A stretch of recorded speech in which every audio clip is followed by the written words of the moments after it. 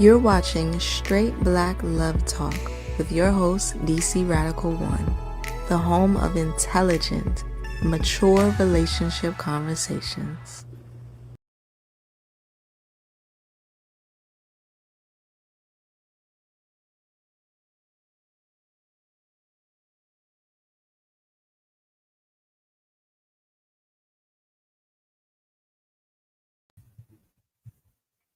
Let's try this again. Greetings, friends. Wait a minute. Let me get myself together. Before they straight black pride brothers and sisters, it's your brother DC Radical One. Welcome to SBL Talk with myself and my co-host. Are you ready, co-host? Give me a thumbs up. All right, cool. With my co-host, sister Najee.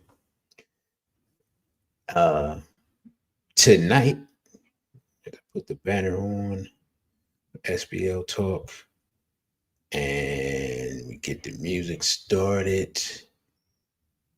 And we're going to have an interesting discussion. And y'all let me know if y'all can hear the music. Because, I always had this weird thing with the music. Y'all let me know. So, BB4D Straight Black Pride, Brother Tony, BB4D Straight Black Pride, Brother Elijah, and BB4D to Sister Simone. As people are creeping in, y'all give me a 1 if you can hear the music, because I cannot hear the music right now.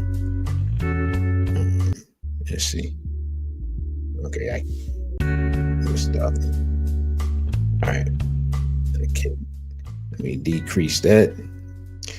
All right. Now we got the preliminaries out the way. I'm going to greet my good sister, Sister Najee. How are you today? Bibi Fahurie, Mimini Mzima. I'm fine. How are you? I am tired already. I'm not been sleeping well. I don't know. It's nobody's fault but my own. Some scheduling conflicts stop me from getting some good rest. But again, that's no one's fault but my own. So tonight's discussion is before they straight black crowd about Desolate. Why do black women love gay black males?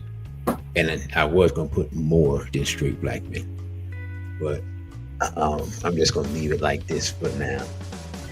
And at first I had put men, and then I realized what Barbara Rudy said, and so in many places as I could put it, I replaced it with males. So if you see men here, because I didn't replace all of them, just erase that out your mind and put males. This topic is a topic by Sister Najee. Already got next week's topic ready. So if we don't piss you off this week, we're going to definitely piss you off next week. You know what I'm saying? We set the whole thing ablaze. Next week's topic is the Great American Wife Shortage. So that's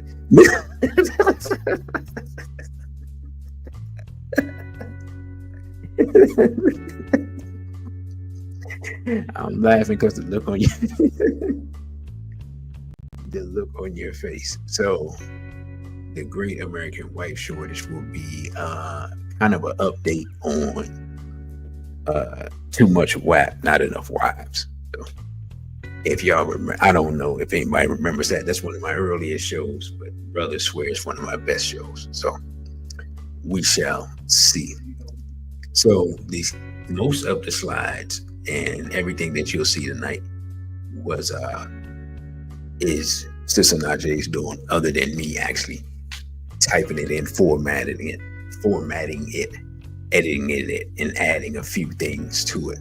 But the subject matter itself and everything, this is her doing, which means that I'm gonna probably let her take the lead on a lot of it, because I'm gonna be completely honest. I don't know why black women love homophiles. Let me just be completely honest. I find it absolutely disgusting. So I'm gonna give y'all an example, right? Because when she brought up this topic, it brought up something that happened recently. So I was, in fact, yeah, I was. It was after I think it was after I did a show, and so I'm traveling across town, and then as I'm traveling across town, I run into this young lady who's obviously inebriated, right? And she's like, "Oh, the train coming! All right, we gonna catch this train, right?" So she literally like grabs me, like we are gonna catch this train. I'm looking at her like we ain't gonna catch this train. You know what I'm saying? Y'all know me, man. I'm always the most optimistic person in the room. So then she starts running. So I was like, all right, roll my eyes and I start jogging. So for whatever reason, it doesn't take off immediately. You know, I don't know if they saw it. I don't know, but whatever reason we made it. So we made it. All right, cool. So, you know, sit down, relax, whatever, chilling. And she's talking, you know, it's obviously inebriated, whatever, but I'm not really listening, but I'm paying her attention because she helped me get to where I'm going, right? It's late. Y'all know public transportation stuff started running weird. You know, the police are out there. If you're in DC, this time with the Trump takeover, you know, weird stuff be happening. So I'm like, all right, I'm trying to get across town out the way. And then she turns around, right? And sees somebody she know. Sees a dude she know. So then the way she talks to the dude, it makes me realize, okay, the dude's a homophile.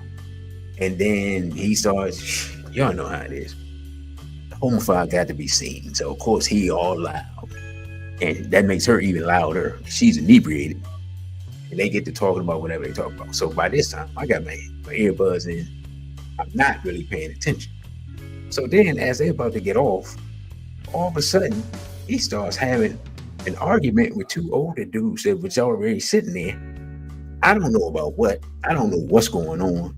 I don't know why he causing all this confusion, making all this noise. Everybody turn around looking, trying to figure out what's happening. And then they get off and go about their way. Y'all are like, what's my point? My point is, she went from helping a straight man, you know, achieve something, which was getting across town safely, you know, avoiding the Trumpsters, and went from that to befriending a homophile who causes a bunch of confusion, arguing with older men who ain't doing nothing. Like, I'm like, I don't see anything that they're doing. Now they may be looking at him like, look at this lost soul, you know what I'm saying? Maybe that's what they was doing. But if so, they were right. You know what I'm saying? His behavior proved they were right. What's my point? My point is women befriending these people provides cover for them to act toxic and cause confusion in our communities. And this was a perfect example of it. So when the sister said this what she wanted to talk about tonight, I was like, well, I seen this up close and personal. So, Sister Najee, just let us know what sparked this conversation, or what made you want to use this as a subject for the show. Having conversations with straight black men that feel that they're not as loved or they're not chosen. I'm glad that you changed it from why do black women love gay black men or gay black males more than straight black males, but I'm glad you switched it to the shorter form, because the conversation, even in the story that you just gave, can kind of be summed up into black women's, it's a double-edged sword of black women being so loving and so accepting and so nurturing that we can see from the straight men all the way down to the gay males, we just have ourselves to give. Like it's messed up, but that really is kind of the answer. We're in our own way. We are our own worst enemies.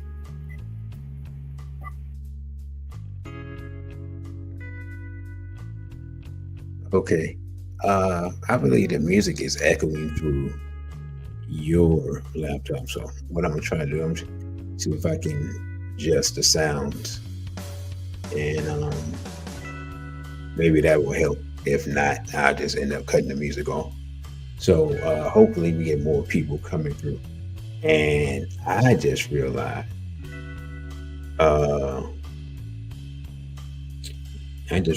I have to find another. Um, oh, I realized a whole bunch of stuff. First of all, let me apologize. My apologies, brothers and sisters. Sister Najee just got us up here, starting off the show without doing our straight black pledge. That's not going to happen. So let us, in fact, I'm cutting the music off and everything because we know good and well, everybody here knows. Nobody said nothing. Y'all just want me to sit here and ramble on and disrespect the ancestors. So y'all can want me to look crazy. Come on, I'm already struggling. I can't do no ancestral disrespect out here. That's not gonna happen. So let us start with our straight black pride pledge. You can repeat after me or not. You can just read along. All right, are we ready? All right. I pledge allegiance to my straight black and proud ancestors, and to the culture and traditions which they founded. I vow to practice those traditions of straight black love, family building, and nation building to the best of my ability, using all my life's energy, intelligence, and creativity. I also vow to do everything in my power to protect Black men, Black women, and especially Black children from sexual abuse, homosexuality, exploitation, and miseducation, as long as I am mentally, physically, and spiritually able. Lastly, I vow to fight against any force, physical foe, ideology, or philosophy which threatens the straight black and proud culture, regardless of origin. This I pledge in the name of my African ancestors and the divine creator. Ashe. Uh, Sister Najee, would you have anything that you would like to add to our straight black pledge, or anything else you would like to add before we get into the slides? Ashe, that's it. Okay. You have anything else to say before we get into the slides? No, I mean you got us started already with your story, and I responded, and then you blamed me for not doing the pledge, so we might as well just get right into it. I love the "you blame me" part of the equation. That's just that's hilarious. You know, she said, "Keep blaming me." Yeah, someone has to take the blame. You know, do we got the banner up? Let me introduce myself. You got? Do you have your? Do you have your Cash App in the? Put your Cash App in the what's the name, so people know your Cash App. So as I said yesterday, and I'm going to say again this week, we are what's the word I'm looking for? We are encouraging you, if you would like to, instead of doing super chats, if you would like to donate to myself or Sister Najee, you can do it via Cash App. My Cash App is running along the screen. It is, of course, $ DC Radical One. And the sister's Cash App is, what's your Cash App, sister? Nefer Najee. $ Najee. So again, this is SBL Talk, and of course, the discussion is, why do Black women love black, uh, gay Black males, homophiles? All right, so let me do this. We talk about this all the time. The cultural importance of marriage, and this is marriage between a Black man and a Black woman, sometimes between a Black man and multiple Black women, on very rare occasions, sometimes between one Black woman and multiple black men, but that's extremely rare. And of course, we're not in the position where we need to do that, because that's not going to help us get back above replacement rate, or give every woman a husband, or and every child a father. But I would just like to bring that up because Barbara Rudy said that has been part of our cultural traditions in the past, because the African tradition is to do that which is necessary to maintain the survival of the family and the society. So with that, in traditional African and traditional African American culture, marriage was an expected part of adulthood until extremely recently. In many African societies, you were not considered an adult if you were not married, which means I would be an extremely old adolescent, which is quite embarrassing when I think about it. But these are the facts as they are. The family was considered the foundational institution of the society. There was no debate about the equality of men and women, as each had their jobs to do for the society. Well, of course, one of the biggest problems that we have now is that women seem to know what men's job is, and men seem to know what their job is. They're just not doing it. But when it gets to what women's job is in the society, that's where the confusion starts, because too many women are trying to be the men, and they're failing at that, and they're failing at being the women. So they're just failing all the way around. And since we're talking about homophiles, of course, we're having more and more men who want to be the women. They're failing at that, which means they're also failing at being men, which means if you look at our society, you see a lot of failure, which means our children are failing. But of course, we talked about it, I believe, what was that, last week?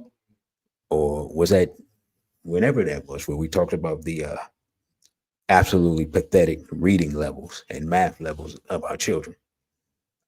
This confusion and backwardsness is contributing to that failure. And a brother calling himself Black Man is Fair is asking a question. Says, does who? Do I ever question the woman's sexuality?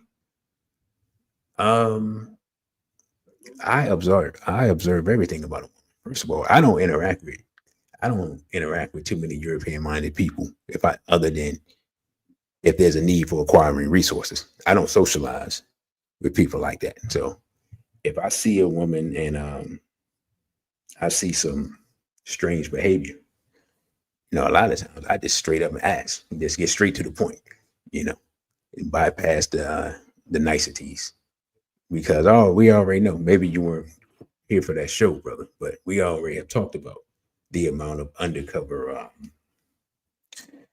homophilia amongst Black women.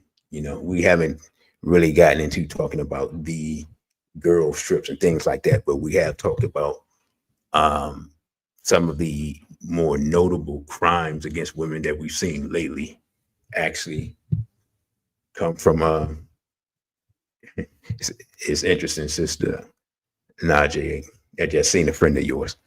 I'll let you know later. But some of the notable crimes against women and with groups of people attacking the women occurred because, one, homosexual males instigated it, and two, I believe because those women were straight and they weren't down with doing those type of undercover activities. So that in itself is a completely other show. But what we're talking about right now is, why do allegedly straight women love homophile men? Because going back decades now, this problem could have been stomped out, but the women were the protectors of the homophiles. Telling us, leave him alone, he ain't hurt nobody. Oh yeah, he's hurting somebody, all right. He's hurting the community, he's hurting women, he's hurting men, and he's hurting children. The booty warrior's been out here hurting a whole lot of people, right? Y'all remember that guy, right? I meant to get bring up the clip. That guy has been let out of jail. And speaking of homophiles hurting people, if here in Washington, D.C., we have a whole homophile gang that was running around pulling guns and violating men, pulling them off the streets of Southeast DC. Is that right, Sister Najee? And eventually, the men in that community had to do what was necessary to end the scourge of psychopathic sexual violence against men. So, excuse me for going on that tangent, but y'all know how I get. Anyway, let me get back to this slide.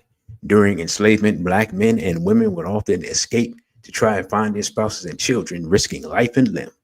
Black people would buy their loved ones with money that they saved up, working overtime to get money to buy their spouse's freedom.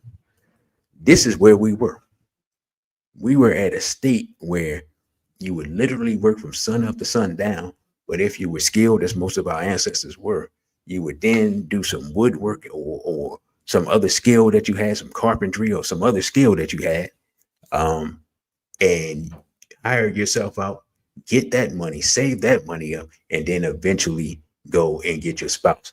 But now, in this day and time, what are we doing? Coming on the internet, crying, especially the men crying like a bunch of you know what. I'm talking about these are straight men. And the women just coming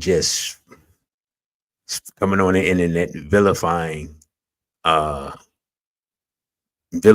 men, saying what the men ain't and what they don't need from the men. And the new thing is the women coming on and just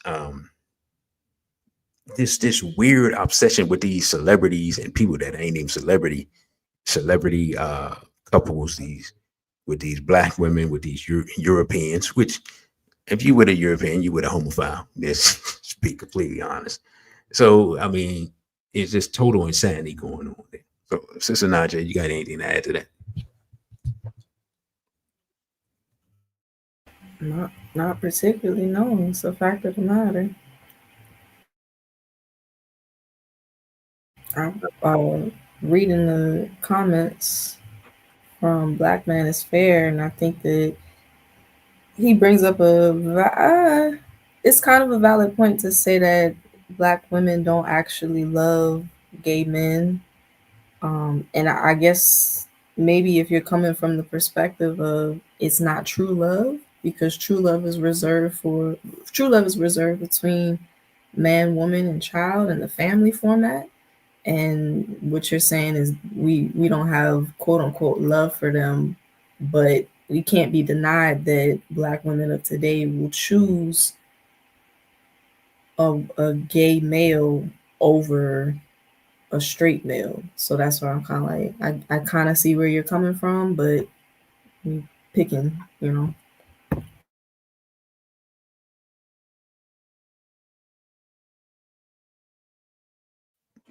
Brother, you got ripped off. Said he just watched the first episode and got fired.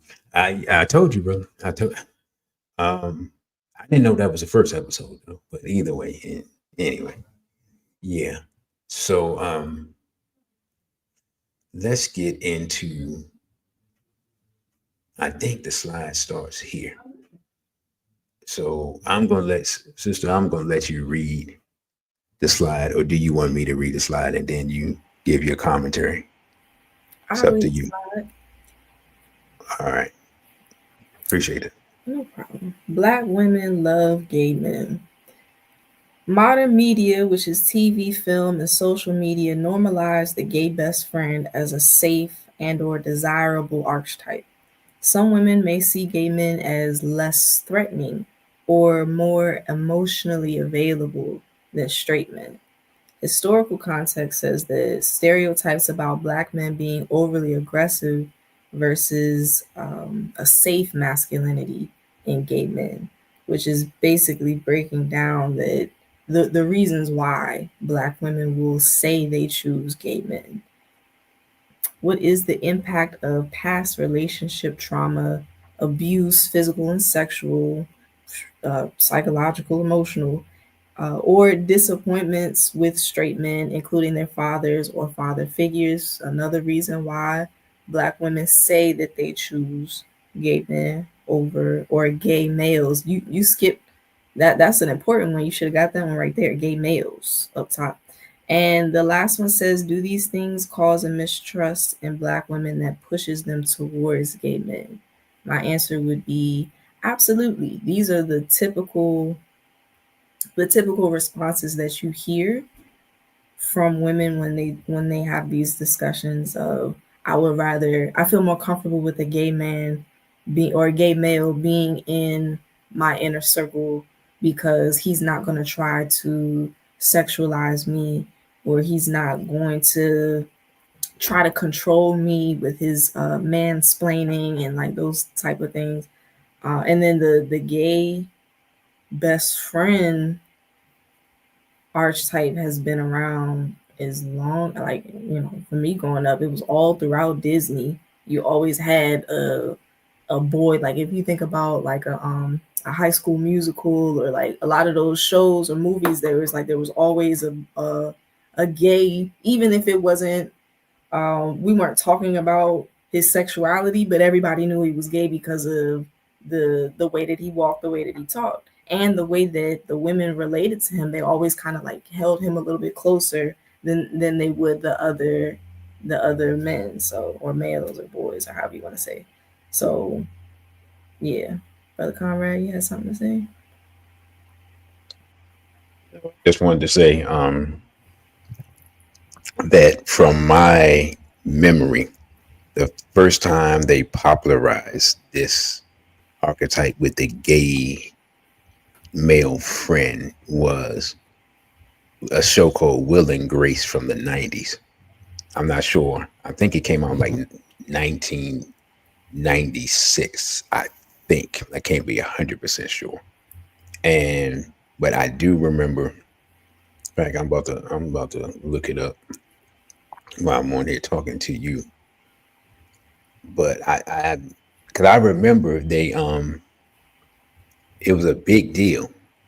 And I remember it. Now it was a show with all Europeans, and then it was a test show. Okay, 1998, and it stayed on for 11 seasons, which at that time a season was a whole year. So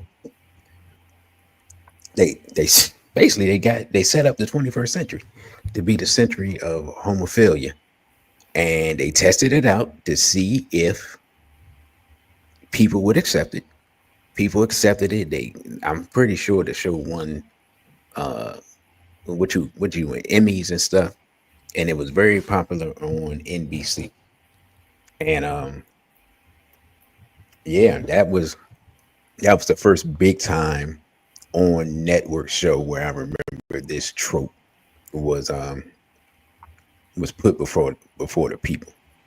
And apparently, at least in Europe, at least I don't, maybe just amongst European women, it was popular, but it was popular enough for them to, you said you saw it on Disney. That couldn't have been but maybe less than 10 years later. So I can't think of other shows.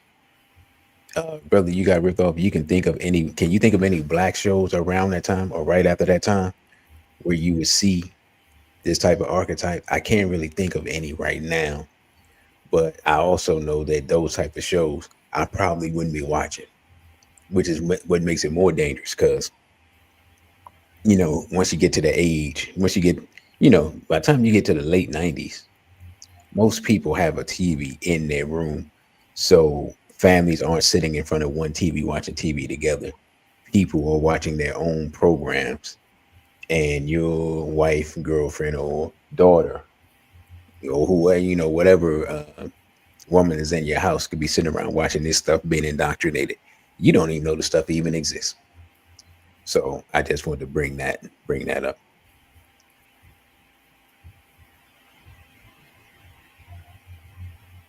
You have anything else to add, sister? um I'm kind of interested to know what people think in the chat as far as the how Black women have been pushed into this situation because of the letdown of their father/father figure. Like I don't want it to seem like the whole conversation is wagging a finger at Black women because, for the most part, a lot of the situations that we're in are the result of Black men not being in power, which low key is not our fault. Why Black men still aren't in power does have a lot to do with the Black women of today, but for the most part, we can say that, like that second bullet point, the trauma, the abuse. Well, I'm thinking specifically psychological abuse, but also sexual, physical abuse, and just in general feeling disappointment from the figures that were supposed to be upholding manhood in their life let them down in a multitude of ways. And so I just wanted to know how you and everybody else in the comments feels about that. Well, let me say this, because you brought up this part, so I'll bring up that I'll talk about it. I remember talking to Brother Janie. It's been years ago now, and we were talking about this, and he was saying that a lot of sisters feel a camaraderie with homophile males because they have they basically it's trauma bonding.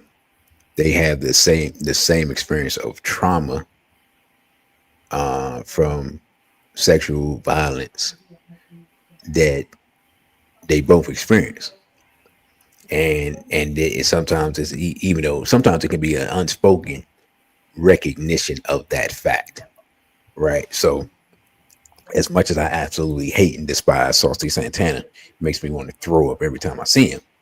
Recently, and I meant to bring the clip, he admitted that he had been violated and he was on there with his mother.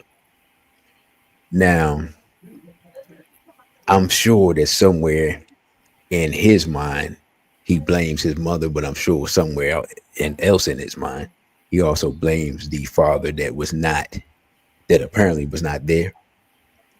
Because I didn't see, there was no mention of his father or anything like that.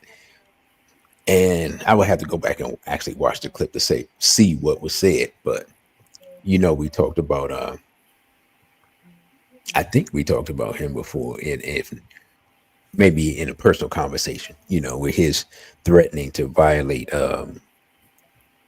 DJ academics. I don't know if that was you and I, or me. Maybe that was me and brother, you got ripped off or whatever. But point being, that is a point that they have, that they share. So I mean, that's something we got to look at. Again, that's why we've always, SBPM has always made it a point of emphasis as far as protecting men, women, and children from sexual violence, because it is a an experience that is extremely difficult to overcome. It is extremely traumatizing, and it is extremely it's so you literally ripping somebody's soul apart, and it's very difficult to heal from that type of physical and psychological and spiritual trauma. And that's why we believe that people should be held to the highest level of accountability. And when I say the highest level of accountability, I'm talking about cliffs, flamethrowers, wood chippers. You know what I'm saying? I'm not talking about what other people's talking about. Like, I'm talking about taking it far too far. You know what I'm saying? There's a reason why there's a one after the radical, because there is nobody beyond me. There's nobody. It's just I'm trying to be serious here. You're here making me laugh. But those who know, man, gonna read that in the comment. They're gonna laugh their head off. Those who don't know, just gonna be like, "What?" So, yeah, I mean that something just can't be tolerated in any way, shape, form, or fashion if you're gonna have a functional society. This society is completely dysfunctional, so it's tolerated in every way, shape, form, or fashion. I just saw some European male that it touched it, like a 7-year-old or something. and he got 6 months or something. And I'm just like, man, if I'm the parents, yeah, you got 6 months, and I'll be sitting outside every day for 6 months waiting for you. I'm just gonna camp out, whatever what they call it, institution or correctional facility you at. I'm gonna be right outside that wall in a RV or whatever. Maybe not even that. Maybe just a tent. I'm out there like Rambo, just out there in the wilderness. You know what I'm saying? But yeah, you get them 6 months. That's gonna be the only 6 months you get. That's enjoy every minute of it. You know what I'm saying? And I'm putting something on somebody's commissary so they can put in that good work. Do the as the Christians say, the Lord's good work. Man, come on, man. Can't can't have it. I got it. Anyway, Sister Najee, so we don't get the show completely demonetized. You got anything to add to that? No, I mean the trauma bonding. Uh, that's really in the show right there because that's really what it is. It is trauma bonding. There's more to it than that. I think that there's a whole bunch of comments. But yeah, uh, Brother Campbell said gay males, 90% of them have been sexually violated, and 60% of black women. It probably is more than 60%, but yeah, those numbers are high, and they have the ability to, for the most part, make black men the villain of that issue that they share in common, which is really, really depressing. But that is the case. There's another thing here too that people wouldn't think are connected, but they are tangentially connected. The situation with paternity. You know, we always talk about this issue of there's the deadbeat daddy stereotype that is going on, and you would look at this situation and say, okay, that is contributing to this. But another aspect is contributing to this is the whole mysterious paternity that hangs over many people in the black community. You know, maybe the father isn't there because he ain't the father. You know what I'm saying? When you got 1 out of 3 people who think somebody is their father who's not, yeah, man not taking responsibility because he may not even know you exist. So that's a whole nother aspect to it that we won't really get into tonight, but I just want to make note of it. You have anything to add to that? That's a grand point. And you're saying that to say that that's the reason for absence of men in the household or absence of father figures within the home. I'm saying it's a contributing factor. It's not the factor. I'm But saying it's a contributing factor that no one ever talks about. yeah, the numbers came out recently for it was wild numbers. I'd have to pull it up because I don't want to be completely off. But the numbers for Jamaica and Nigeria for women that gave the wrong paternity, it's crazy. Like above 60%, which is sad.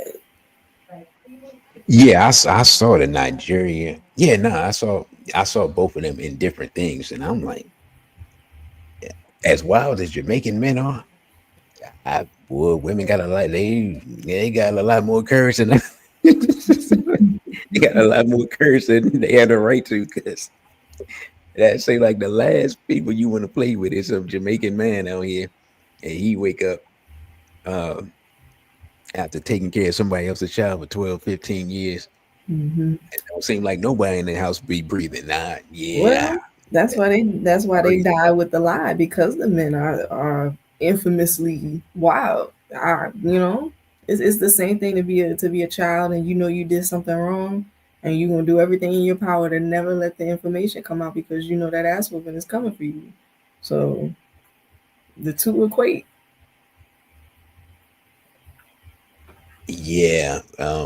Next time we do a show, 'cause I did a show on paternity fraud already, but I guess the next time we do that, we have to talk about it because I would. I wonder what it is in the European community because when I saw those two nations, I was just like, that's interesting. Peace and blessings to Brother Crow. Thank you for joining us, brother. Um, so anyway, this I guess we can get to the next slide unless you have something else that's on this slide that you want to discuss. It's nothing on this slide, but I do want to get into the comments really briefly. Really briefly. So, brother, Wait, no, have at it. okay. You have Brother, at it. I'll brother come back. Sankar, it was Jamaica, but it was also Nigeria. There was separate news that came out about Nigerian paternity fraud, that the numbers were very bad, and the brother. I think it's black man is fair. I don't know if you're saying black manosphere or black manosphere. That was a point of concern earlier. I don't know. I'm gonna assume it's black man is fair.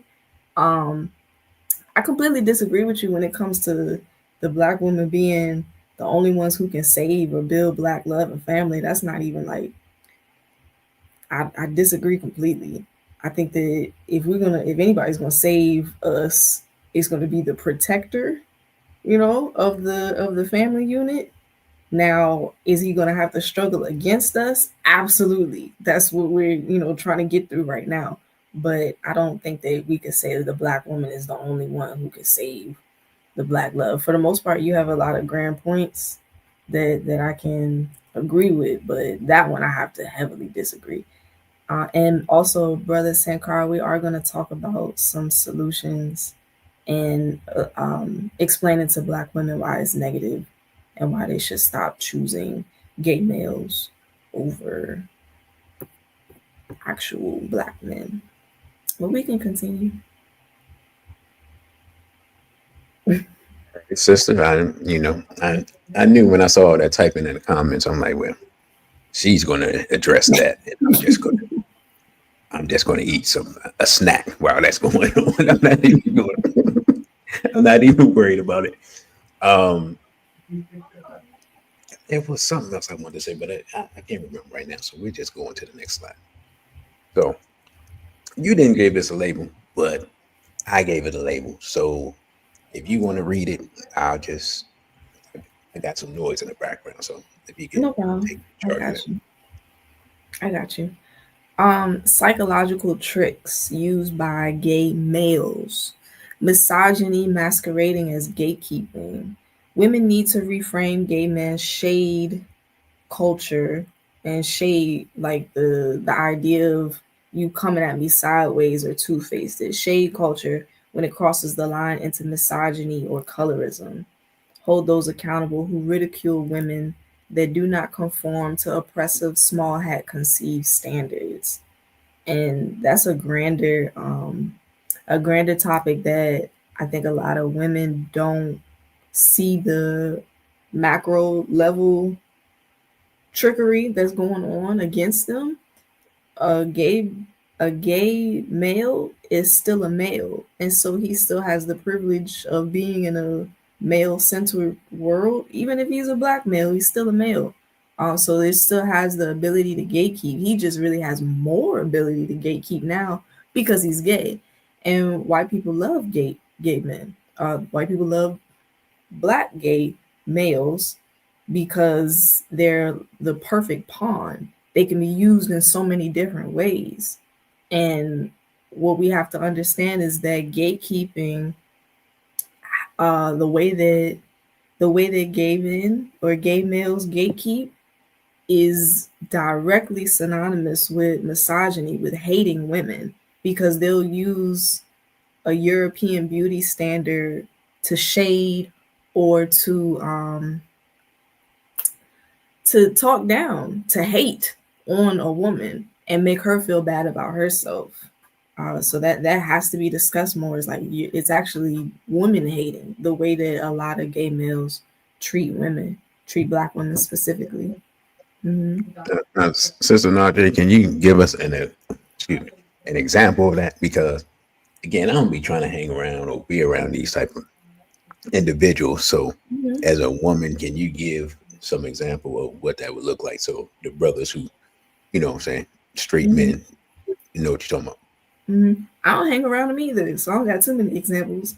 But you know, whether it be word of mouth, hearing it from other friends, or the really workplace culture, that's mostly where I've seen those interactions, is the culture in the workplace being hostile because the gay people got always keeping something going, like trying to have an issue or trying to say, oh well, you know, she not on point, she don't have her she don't have the right hair, you know, like just trying to like talk about a black woman and bring her down in the workplace, but then also just in general. So like I said, I don't got so many examples because I don't be around them like that.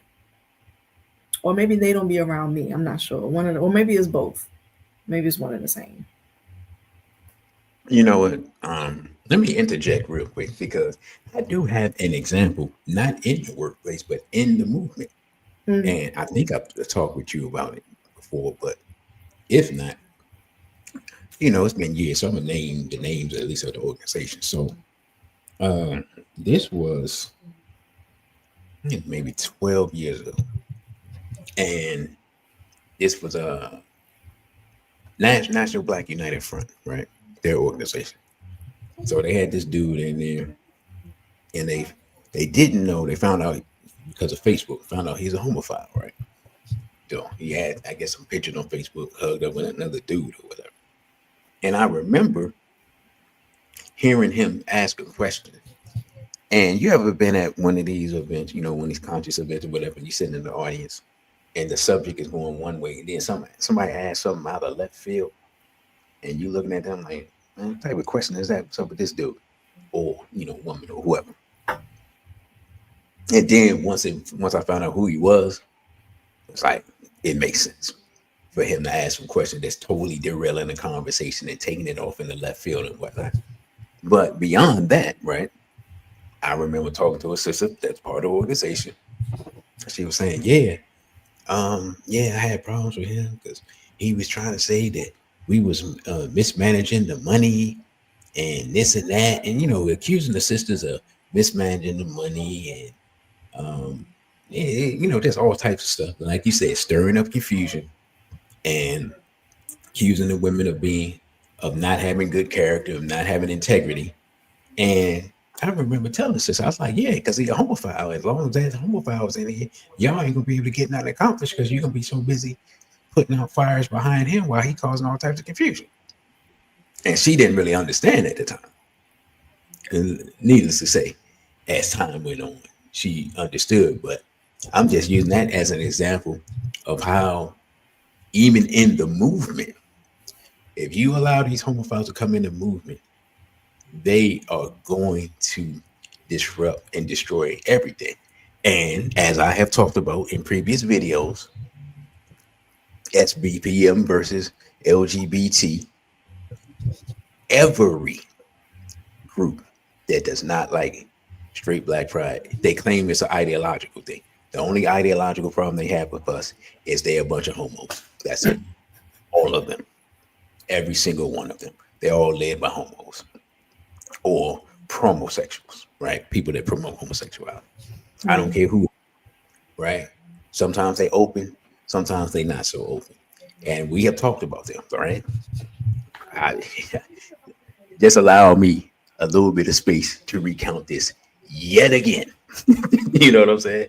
When we went to New York, would put bang booty before the people, right?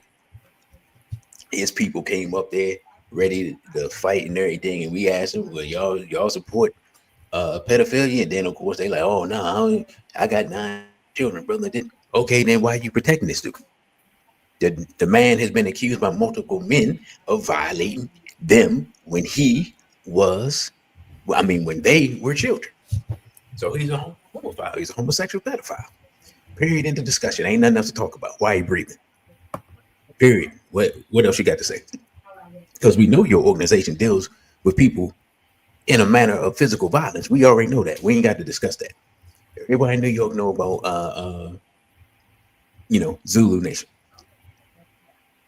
You know what I'm saying? We know they get bodies. So why is the homophile breathing? Why is the pedophile breathing? And nobody want to answer that question, right? Okay, we had that issue. Then the Nation of Islam, the next day, they coming out and attack us from the rostrum.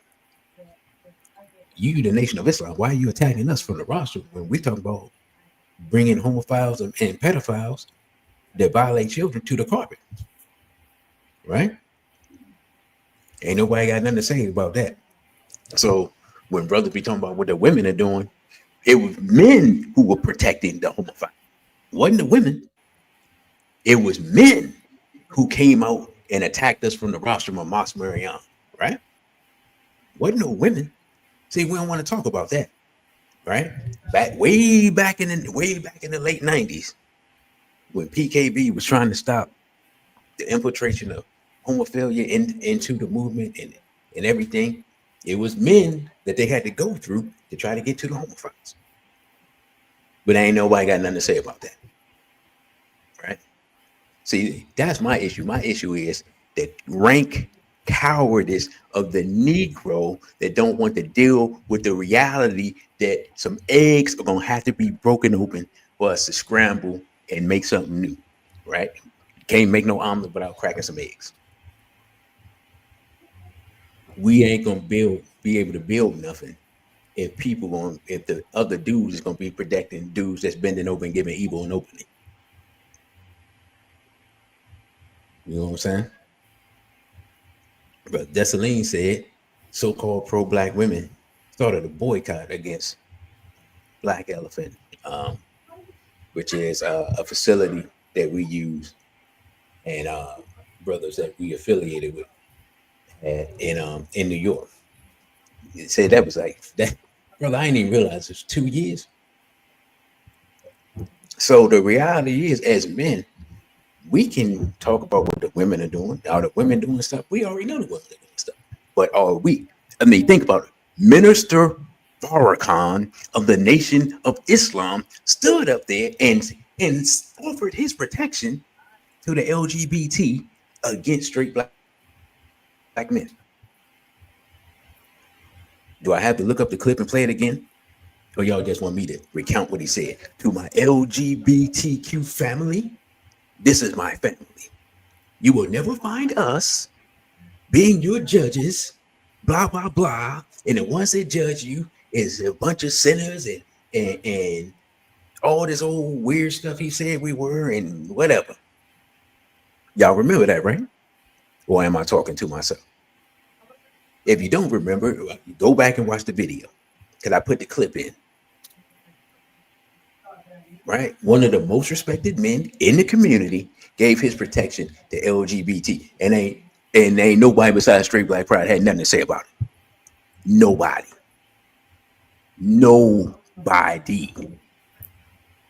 So miss me with the nonsense. You bunch of suckers and cowards, plain and simple. Yeah, Wesley Muhammad talking about you want to have a measure manhood contest or something weird, right? Standing on the rostrum of Mosque Mariam, I'm saying something weird. I can't remember. I wish I had the clip. But we want to talk about what the women are doing. Yeah, we got to talk about what the women are doing because that is the subject of today. Nonetheless, and however, we got dudes who are supposed to be pro-black, men who are supposed to be straight, protecting homophiles from men who are actually straight, black, and proud. Ain't nobody ain't got nothing to say about that part. But I digress. Sister Najee, do you have anything to add to that? No, I do not. I'll go on to the next bullet.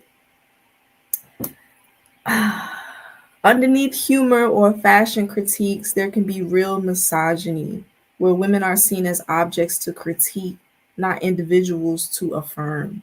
A woman might show up as natural, Afrocentric, or unfiltered, raw, and be mocked for not serving or not being on point. This reinforces the colonial beauty hierarchy instead of affirming diverse expressions of Black womanhood. Women are policed through white-centered standards repackaged as gay culture. And that really is just explaining more so what the first bullet was, which is that it's misogynistic, it's a woman-hating, gatekeeping culture that gay males have with the women. And now adding on to what you said earlier about it being a trauma bond, it's just adding more trauma. So it's really a Stockholm syndrome kind of issue where we're connecting with, not me, where black women are connecting with gay males over whatever the initial trauma was, and then receiving trauma from gay males because they're trying to like pull them into the white centered, the Yurugu standards that ultimately are always going to have us be last in the list of beauty standards. Hold on, sister. I'm sorry to, because I was reading the comments. Sorry to interrupt real quick. This brother says when the LGBT get into heterosexual business, then I'm going to hold the line. You 10 years late? Where you been? What Professor Griff say? Go get a late pass. They've been in our business. They done took over there. I just told you they took over the Nation of Islam. What was more straight than the Nation of Islam under the Honorable Elijah Muhammad? I told you the president of the United States, I told you, is a pedophile. The president of the United States is a pedophile. The president of the United States is a pedophile. What part of that do you not understand? Our women and children are under assault every day. If a man assaults a boy, he's a homosexual. What part of that do we not get? So I'm glad you're here, brother. But again, where were you in 2015, 2016, 2017, 2018, 2019? Straight Black Proud's have been waging this war from minute one. We came under attack the minute our logo came out and we put it on Facebook. We came under attack from Angela Davis. I'm gonna say it again. We came under attack from Angela Davis. I'm going to do Dr. Umar and say it 3 times. We came under attack from Angela Davis. So all I'm saying is, I don't know where you at. I don't know what lines you're holding. All I know is the people that's really been holding the line is only one group of people in America on Earth. B40, the integrated school psychologist.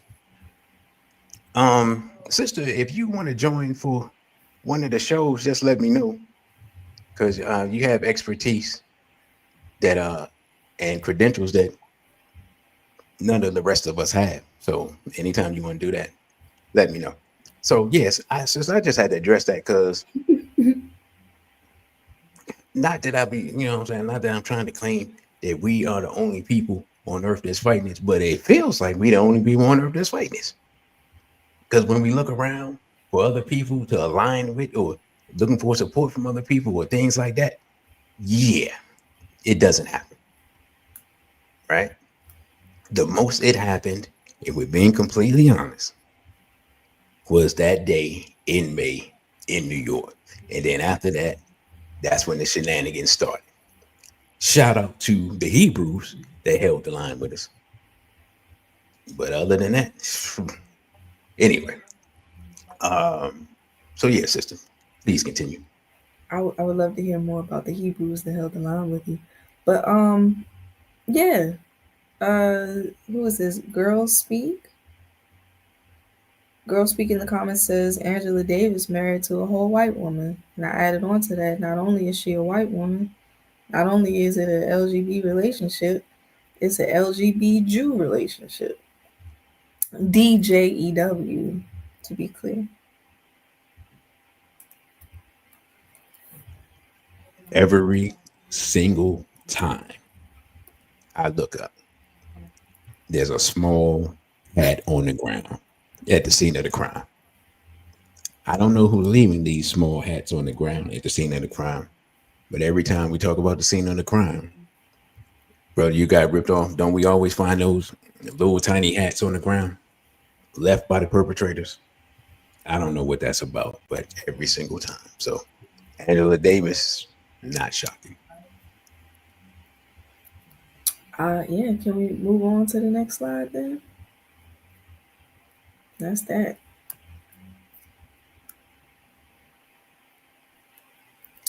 Divide and conquer tactics.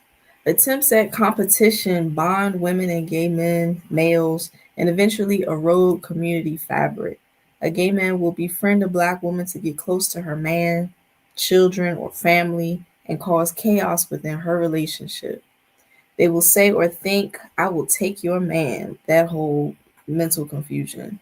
Also, these homophiles may try to get close to a woman's son in order to abuse him or turn him gay.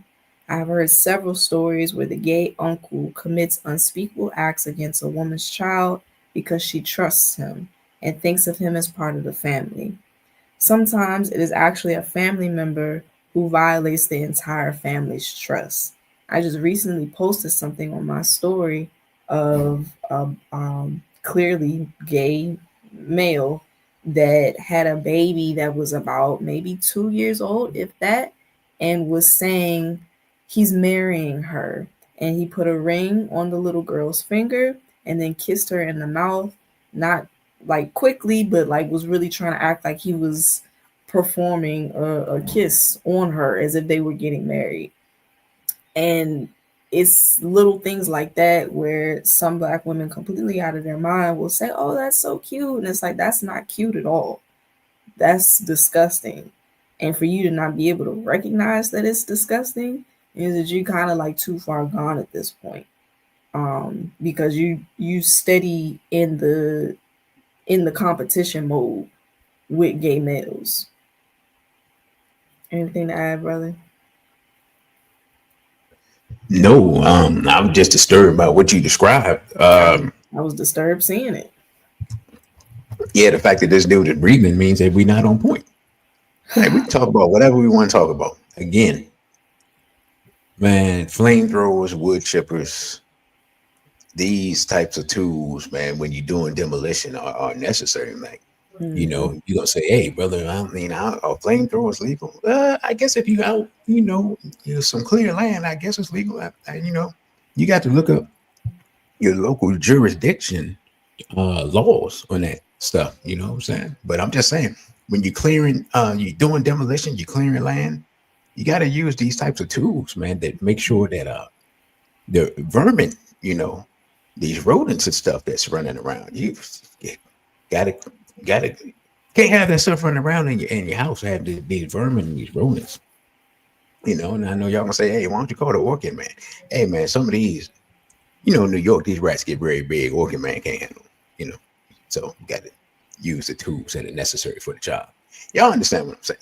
Mm-hmm. Absolutely. Yeah, these is a perfect example I put in my lecture. What's his name? The basketball player, his son, Dwayne Wade. Dwayne Wade's son had a gay white male nanny. Don't nobody talk about that part. Now his son thinks that he's his daughter, and his wife is egging it on. Right? I mean, it's a perfect example of what happens. Now you're gonna ask me, why in the world did Dwayne Wade have this person in his house? Because Dwayne Wade talked about when he used to try on his sister's shoes and whatnot. Dwayne Wade's mother was on drugs, and then she became a pastor. What y'all think? Yeah, you know what I'm saying? Let's use the preponderance of the evidence to extrapolate what we think happened there to Dwayne Wade and how he got here. And of course, Dwayne Wade is married to a woman who was violated when she was working at McDonald's or something. It's a horrible story. I feel for her, but what she has become is horrific in and of itself. Mm-hmm. So when we talk about trauma bonding, we got a person that we know was violated, a person that I think was violated. They're married, and then they had a child, and one of their children is violated, and the madness and confusion continues. And don't nobody want to put it on the table of what we're looking at. Everybody want to act like what we're looking at is normal, and it's not. It's insane, right? Um, so I don't know if you have anything to add to that, sister. Um, no, it's sick for sure. Going back to the slide, the concept of divide and conquer, trying to have this idea that not only they think that they can either come in and take a woman's man, or they feel like they can plant the seeds to try and convert the man, which is something in and of itself. Um, that a lot of women, I've seen women not respect that because they assume that, oh well, my man is straight, and so I don't have to worry about the gay male being around him. But it's disrespectful to keep him around if you know that that's what he's trying to do. If you're in a relationship with a straight man and you have a gay friend that's constantly trying that man in whatever way, it's disrespectful for you to keep that as a friend. In the same way, if the roles were reversed, if you were if your man had a friend that was constantly trying to get at you, it would be disrespectful. You would feel disrespected if your man did not check the quote unquote friend that was constantly trying it with you. But and that kind of goes back to the conversation and not really respecting straight men, or preferring, having a preference for a gay male over a straight man. Yeah. Yeah, sister. I wanted to cause I remember it was on YouTube, but it was from a radio show. And this woman called in, right? To your point about what you're talking about, this dude's thinking they can take I'll take your man type of thing. This woman calls in, I can't remember whose radio show it was. And she says she got a gay best friend and she got I think a fiance. And so she talked basically like they don't get along. Of course they don't get along because he's a man and he's not a man. Like what is, and then she was saying that basically like what should I do? Like how should I, how do I balance this? Which in essence, like which one should she choose? Which was crazy, right? I remember seeing it. This maybe a year or two ago. So that's when I first realized that women be sitting around really acting like this is some type of dilemma, which I found just mind blowing, right? And so they're listening, and then she says her friend, quote unquote, always jokes that he gonna convert her man to the other team and this and that. And I'm sitting here listening to this, and I'm thinking to myself, if your best friend was a woman, and she kept saying, "Yeah, I saw your man when he came out the shower. He didn't know I was here. Yeah, he was looking real good. Yeah, I'm gonna you know what I'm saying? I'm gonna take your man. When you ain't around me and him, I'm gonna see, if he can use those muscles or something, something, whatever. You know what I'm saying? Man, that woman would knock that other woman's head off. Like there wouldn't be no friends. It'd be a straight on. It'd be a WWE women's title match. You know what I'm saying? But when a dude says it, she just act like she didn't hear it or it don't mean nothing. And I'm like, it's no way your man feels comfortable with this person around. If you claim to love this man, like you don't have to choose because no man. And first of all, I don't even understand. I question the dude for eating. Of course, we don't have a time frame for how long it was taking place, but I question the fact that the dude even dealt with her. Because once I see that that's what type of time you want, and cuz come at me with some weirdo type of energy, nah, y'all both got to go before I get arrested. There's no way in the world I'm sitting up here and listen, especially because what they be doing, they be like slick talking. So they'll wait till you in the other room and they'll say something like that, or wait till you walk in the room, or wait till you about to get out the car, or wait till you get in the car, something like that. They'll do it so it's behind your back, but so that you hear it type of thing. You see what I'm saying? So Then if the man reacts violently, then it's like, oh, I don't know why he assaulted me, officer. I never did nothing to him, type of thing. So that's the type of snake type of manner that they move. And I don't understand why women be sitting right there hearing this stuff and seeing it and just acting like they just have no idea what's going on. I don't know, it's just some type of denial. It's just the weirdest thing. Sister, what you got to add to that? I'm not sure what it is. I think subliminally, or maybe just like within our DNA now, because we have taken in so much trauma when it comes to a straight black man. We're trying to make space for the gay male, and that's why we're trying to like you said, the balancing act is like, what is there to balance? But I think trying to balance out, like, all right, we have to be, they're here, so I have to find a place for them, and how can I make them work, and it's not working.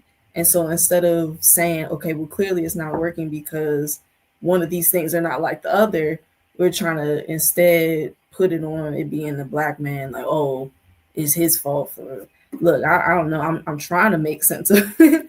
But my grandmother always says you can't make sense out of nonsense. So I have no idea. And like the brother said, our people like to lean into the toxicity because it's comfortable. We're used to it now. Especially now, is however many generations it's been, we're extremely used to it now. So trying to get the it's almost like we've all hopped on board to Yorugu land, and we're all on the bandwagon. We're all like, all right, this is the direction we're going. And the black man isn't hopping on. And we're like, well, come on. Like, we need you to hop onto this bandwagon so we can all go to Yorugu land, and we can all finally find the promised land. And it's like, nah, it's not working. It's not working. I'm gonna tell you right now, DC is putting some dynamite underneath that train, baby. So hop off, because I ain't going to Urugu land, and I ain't letting our people go with a fight. And if some people got to get knocked off the train, then so be it. You know what I'm saying? But nah, we not doing that. Greetings, brother KW Don. Oh man. Oh, brother, come on. Greetings, like, chill. Wait till I see. I didn't even read it. You got to wait till for that, man. Come on now. You can't just come. Oh, you got to put in. Come on, brother. How you gonna just come? Oh my goodness. What then? No. Oh, where's the editor at? You can't just chat with that just off the break. He like, yeah. Anyway, brother, I just like to say, whoa, wait a minute, man. That's gracious. Well, hey, brother, you gonna have to donate $5 to the Cashapp, because this we demonetized. we know we did this show was demonetized. You just threw that one down, flushed that one down the proverbial toilet. Pause on that. Anyway, yeah, next slide. Just we done with this. No, it just totally threw me off. Now here's my thing. Where's Sister Tila Newby at? And where the sisters at?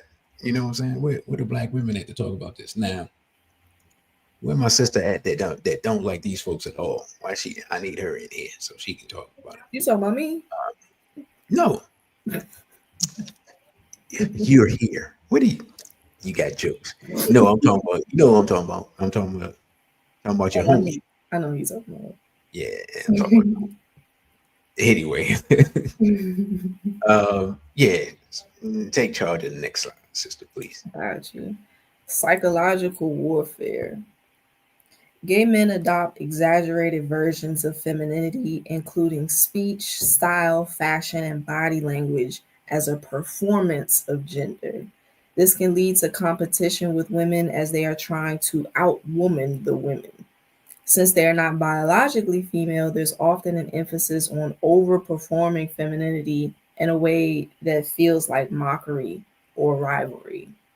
Constant comparison and criticism can erode women's confidence.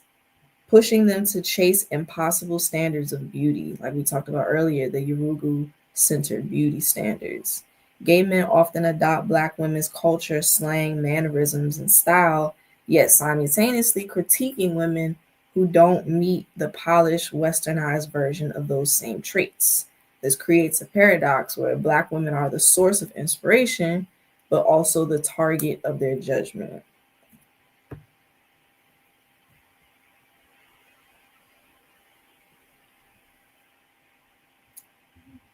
All right. Let me hold on. Let me read this again because it's something that you said in it. It's almost like their performance is almost like what's the word I'm looking for? It's almost like a minstrel show, right? It's almost like a minstrel show because, like you said, everything is exaggerated to the point of mockery, but women think it's exaggerated to the point of flattery.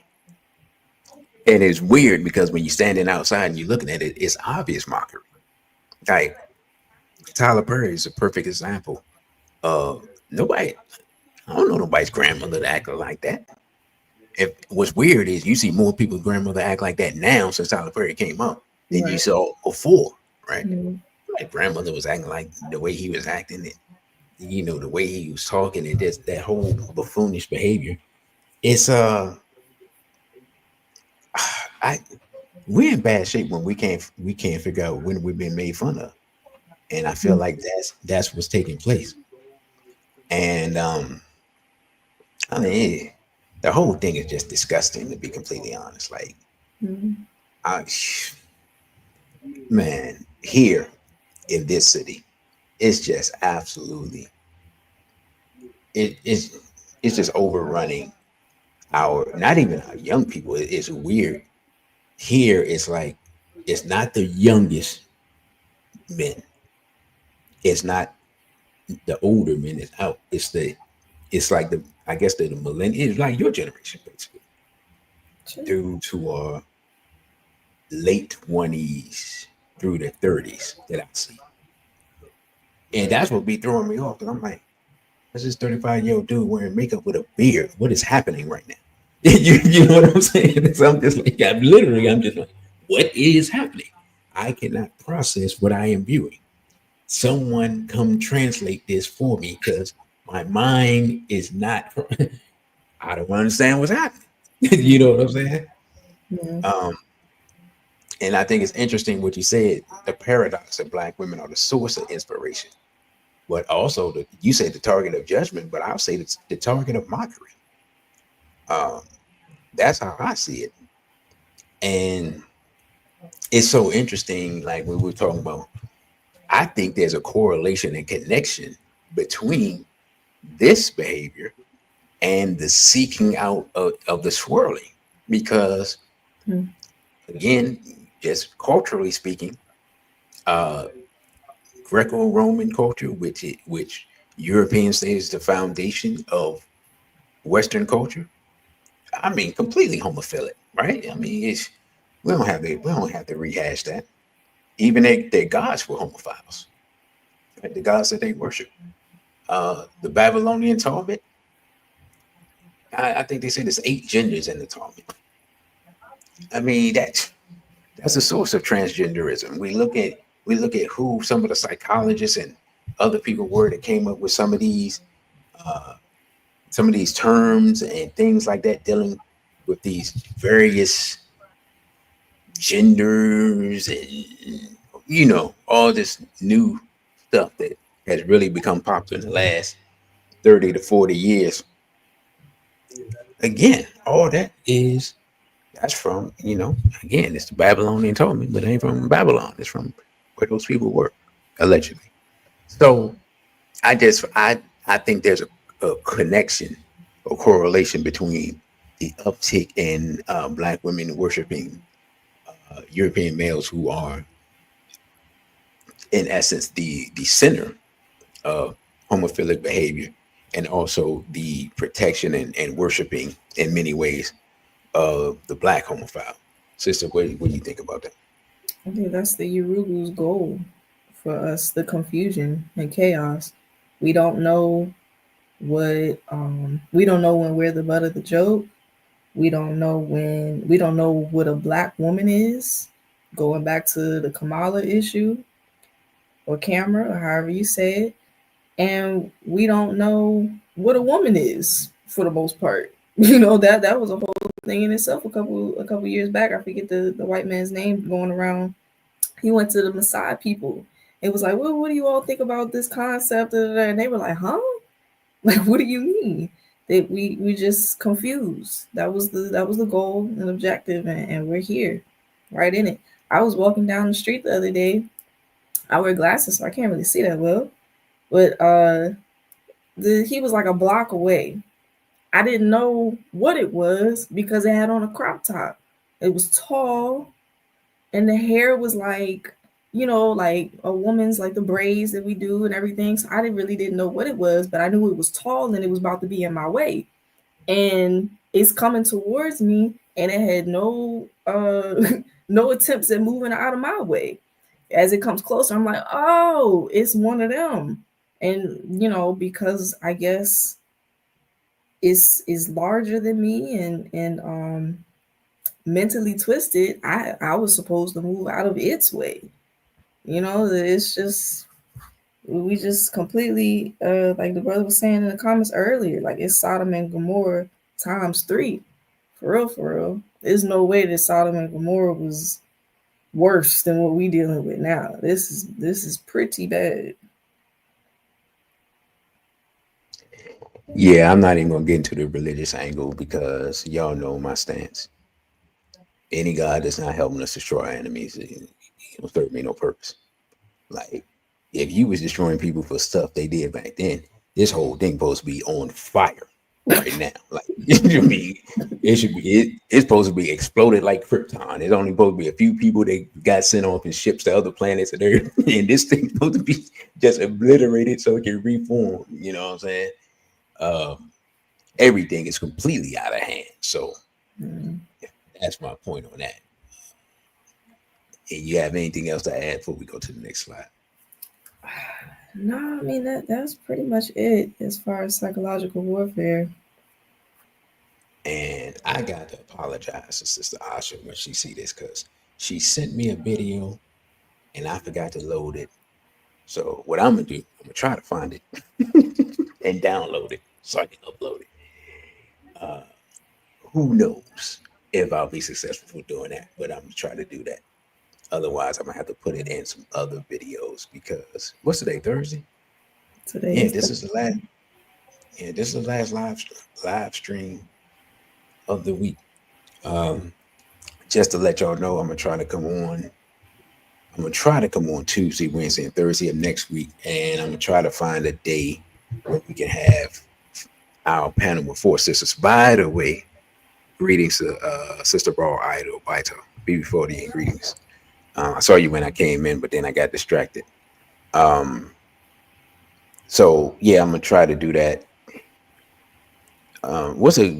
Well, we'll talk about it behind the scenes, but I still want to have a panel with four sisters and we talk about various issues. Even though we've covered a lot of issues, I'm sure there's plenty of other stuff we haven't covered. Um, yeah, sister, you want to take this slide here? down low men and violence, the DL men. Deception. Hold up. You all right? The way No. you approach the way No, I'm you, not. I mean, if you want me to take this slide, excuse me, I'll take them. Yeah, no, go ahead, Uh, take this one. I'll rest on this one. okay. Well, all right then. Yeah, down low men and violence. Deception in relationships.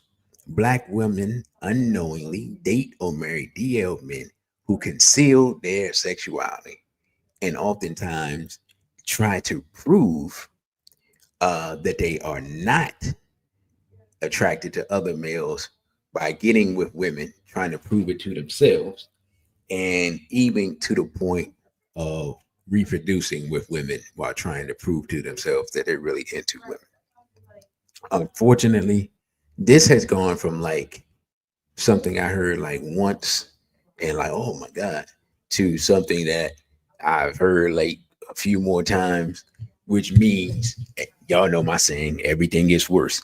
It means the more I interact with sisters, the more I talk with them, the more I'm going to hear these type of horror stories. So um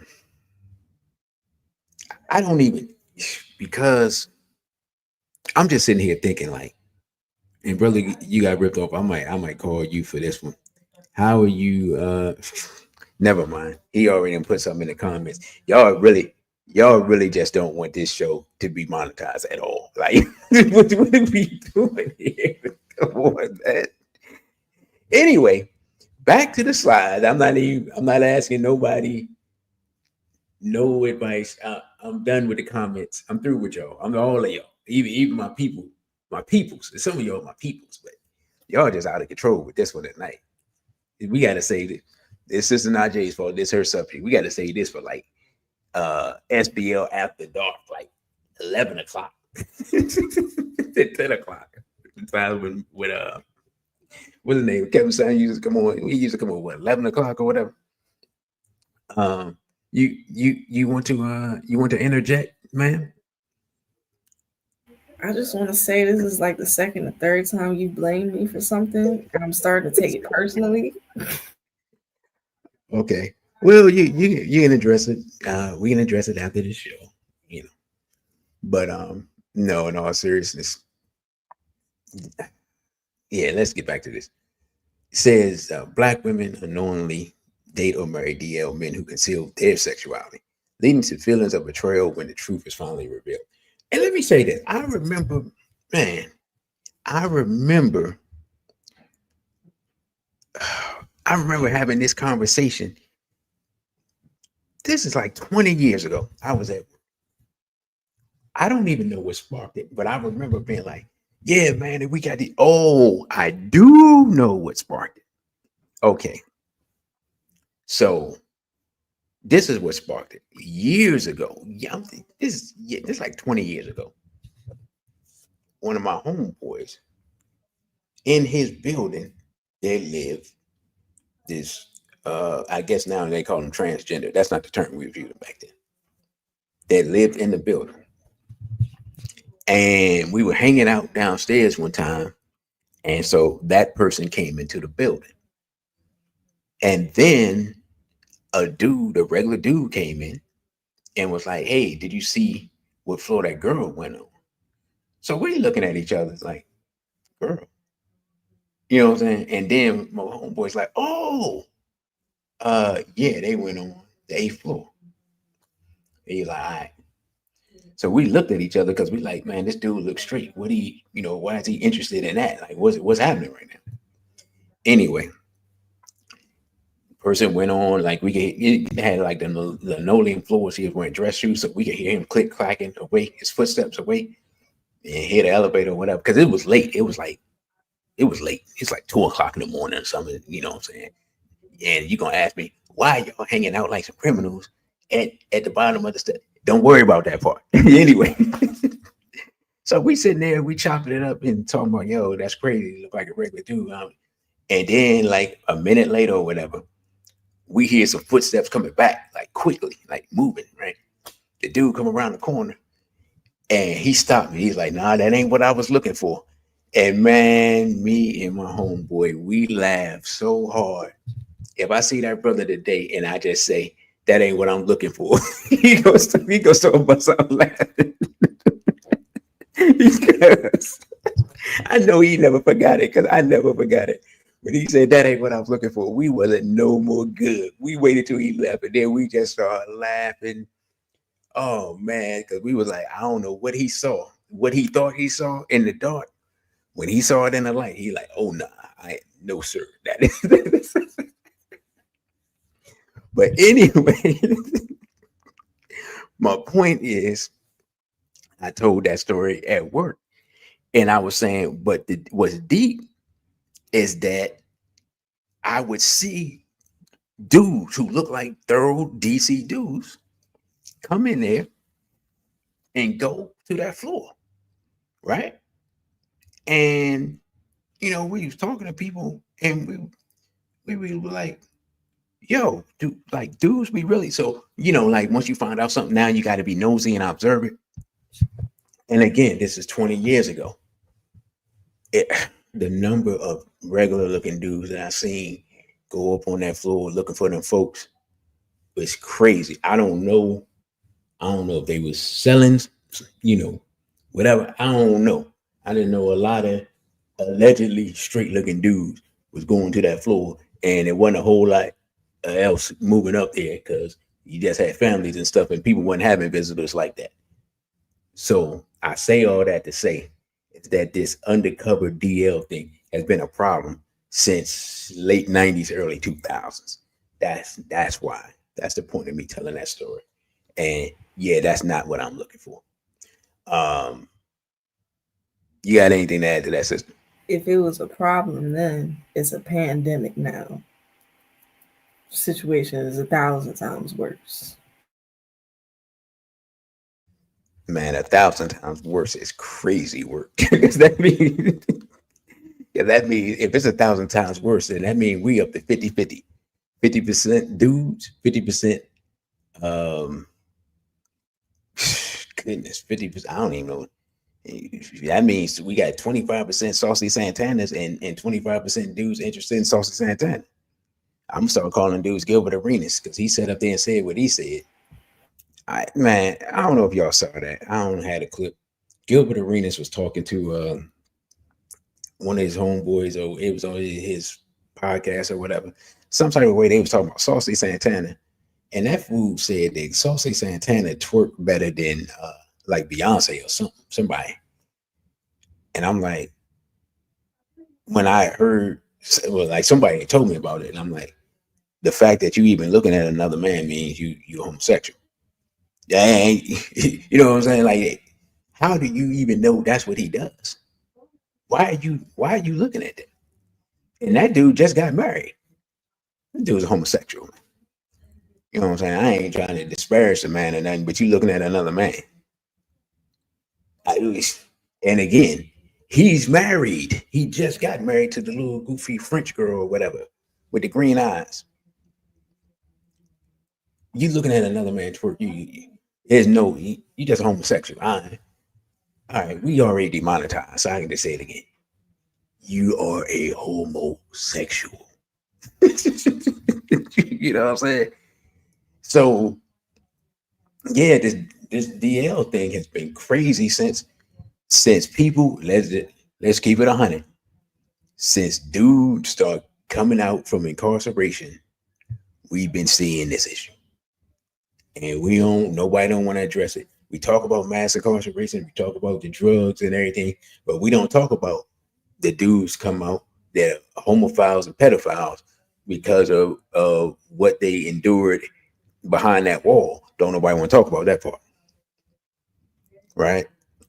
Because we hearing about all this activity and all this stuff going on, but don't know why. But ain't nobody gay when they come out, except for the booty warrior. He's still gay and he married.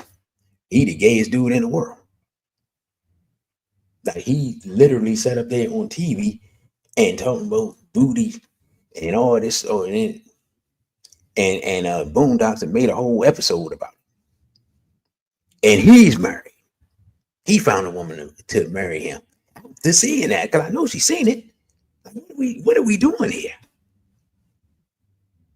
And probably around her children. She probably got children. Because they ain't no young dude. Like, this is how insane we are. So anyway, hey brother, you got ripped off. Get this fool out of here, man.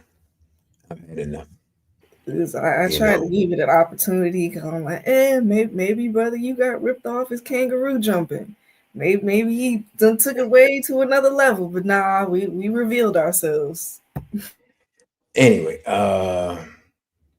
studies show women in relationships with DL men face higher risk of STDs, including HIV, because of their partners' unprotected interactions with other men. Um, Boyce Watkins. You know what I'm talking about, sister? Um, Boyce Watkins said, I don't know if you heard this story, that I don't know if it was one of his daughter's friends. I can't remember how he knew the young lady, but it was a younger woman, what he was saying. She was having problems, health problems. Went to the doctor. The doctor told her her health problems were caused because of matter that she had inside her, bathroom matter. You know, I'm trying to save what's left of the money, right? Are you getting what I'm saying? You saying F word matter? Toilet matter? Yes, toilet matter. Yes, Okay. inside her, you know, and so she has a boyfriend, so she's trying to figure out, well, what's going on. Well, what's going on is he messing around unprotected, which ain't no way to be protected with other men, and then coming home and fornicating with her. And they had to give her, I guess, antibiotics and whatever else they had to do. But I just remember being horrified when Boyce Watkins said the story. That's about the longest I've listened to him in probably 12 years since I met him in person, and he ain't want no parts of SBPM. You know what I'm saying? So yeah, y'all know me. I don't never forget. Like a hater and a traitor, I never forget. You know what I'm saying? Shout out to Boyce Watkins. I almost said something. Anyway, so sister, had you heard that story? Because that goes right in line with the slide and what you sent me. No, I never heard that before. Had you heard of any incident similar to that as far as being a woman's health at risk? Not personally. No, not personally. I wanted to go back in the comments though. Brother You Got Ripped Off said Lee Daniels highlighted the DL men in his film for colored girls, but he's a whole homo. I don't know if we put it on the slides, but I think that black women tend to go really hard on DL men while simultaneously having like this affection for gay men. Did we talk about that? Or are we going to talk about that? Slide, but if you want to get into it now, you can get into it. I got about another half an hour. So yeah, you can get into it. Because that's kind of like, what? How do you hold room for both of those? How do you uphold gay men, but then if there's a man that is DL, you have like this hatred for him? And I'm not saying not to hate DL men. I'm just saying like, how do you hold room for both of those things? Because it's basically the exact same situation. A DL man is gay. That's what makes him DL because he's gay. So how is it that you can say like, oh, like it's just really interesting. And I think even gay men tend to, like what you said, Lee Daniels, gay men tend to shoot down on DL men as well, which is kind of weird because like, but you used to at some point be the same thing. So it's almost like they're trying to scare them out of the closet and trying to like, it's a really weird dynamic. It's a really weird dynamic. Yeah, and it's weird from the woman's perspective because for you to hate the in the closet man, and I know why, because that person's likely, you are likely more likely to interact with that person more likely to affect you, so I get that. But the DL man is with the man that you're upholding. That's why he's on the DL, is because he's with the open homosexual. Like, I don't see how that part gets of the equation gets missed by women. I don't see how they don't see that part. If the man is DL, it's because he's DLing normally with an open homosexual, which is weird in itself. Because why ain't the two undercover people but the whole thing is insane. So why are we trying to make sense out of insanity when you really think about it, right? Right. But yeah, I just look at it as the women look at it as they can be affected. As far as why the gay men are mad at the DL men, I don't I don't really have no answers for that. I mean, and Lee Daniels is that dude sat up there on TV talking about baby's blood and bathing in it and something. And everybody thought he was joking. And I'm looking at it. And I'm like, this fool just said adrenochrome without saying it. And then ain't nobody, like nobody even knows it. It was crazy. I don't know if you seen that clip. You seen that clip? No. Yeah, he was on a talk show. And they was like, oh, you look good. You look so young, blah, blah, blah, blah, blah. And then he's like, yeah, because I bathe in baby blood or something like that. I was like, what the? And he started laughing, and everybody kind of laughed with him like it was a joke. And I'm like, nah, this dude's serious. Like, y'all missing. He telling you some undercover Hollywood shenanigans, and y'all missed it. I think Brother Jamie put that in his Pizzagate lecture, if I'm not mistaken. So yeah, sister, if you get a chance, you can get that. Yeah, brother, you got ripped off. That's what I just said. No. We haven't even finished this. Oh, broken trust. The revelation of DL activity devastates women's sense of safety and stability, often shattering family units. You have anything to add there before we go to the next slide? It's the fact of the matter. I don't know if we are going to get into it on the next slide, but it should also be mentioned. At the top, violence. We talked about violence. The DL man tends to be more violent towards women than the non-DL man.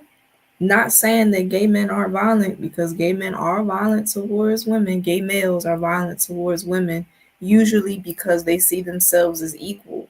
So if they start bickering with a woman, they'll put hands on her because they're not running by the standards of I'm a man, I shouldn't put my hands on women. So that's off top. But the DL man is gonna put his hands on his woman. Oh my gosh, I had the numbers on the one slide, but the numbers is crazy. Yeah, Like, as far as domestic it's violence goes, is typically because of that issue. yeah, it's on the upcoming slide. No comment. Okay.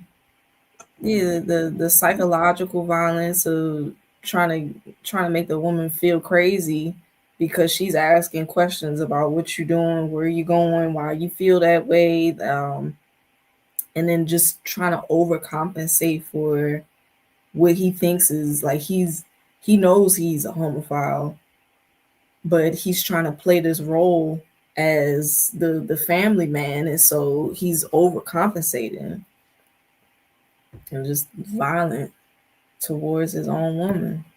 So that goes right into what is it? Devastating the woman's sense of safety.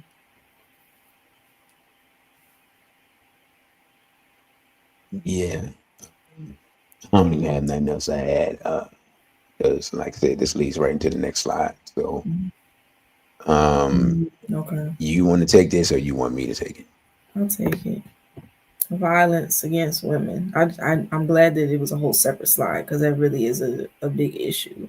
And I hope that women understand that it's not specifically DL men that are the issue, it's gay men, because a DL man is a gay man.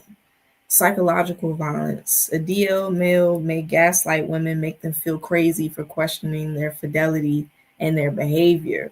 Why are you always at the bar? Whole time it was a Chi Man bar. Didn't even know. Anyway, physical violence.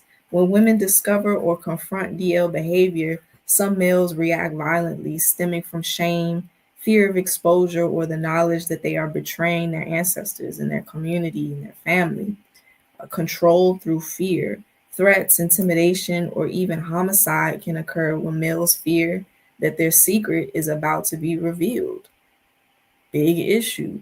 Researchers have noted cases where women who expose or threaten to expose their DL partners experience heightened intimate partner violence.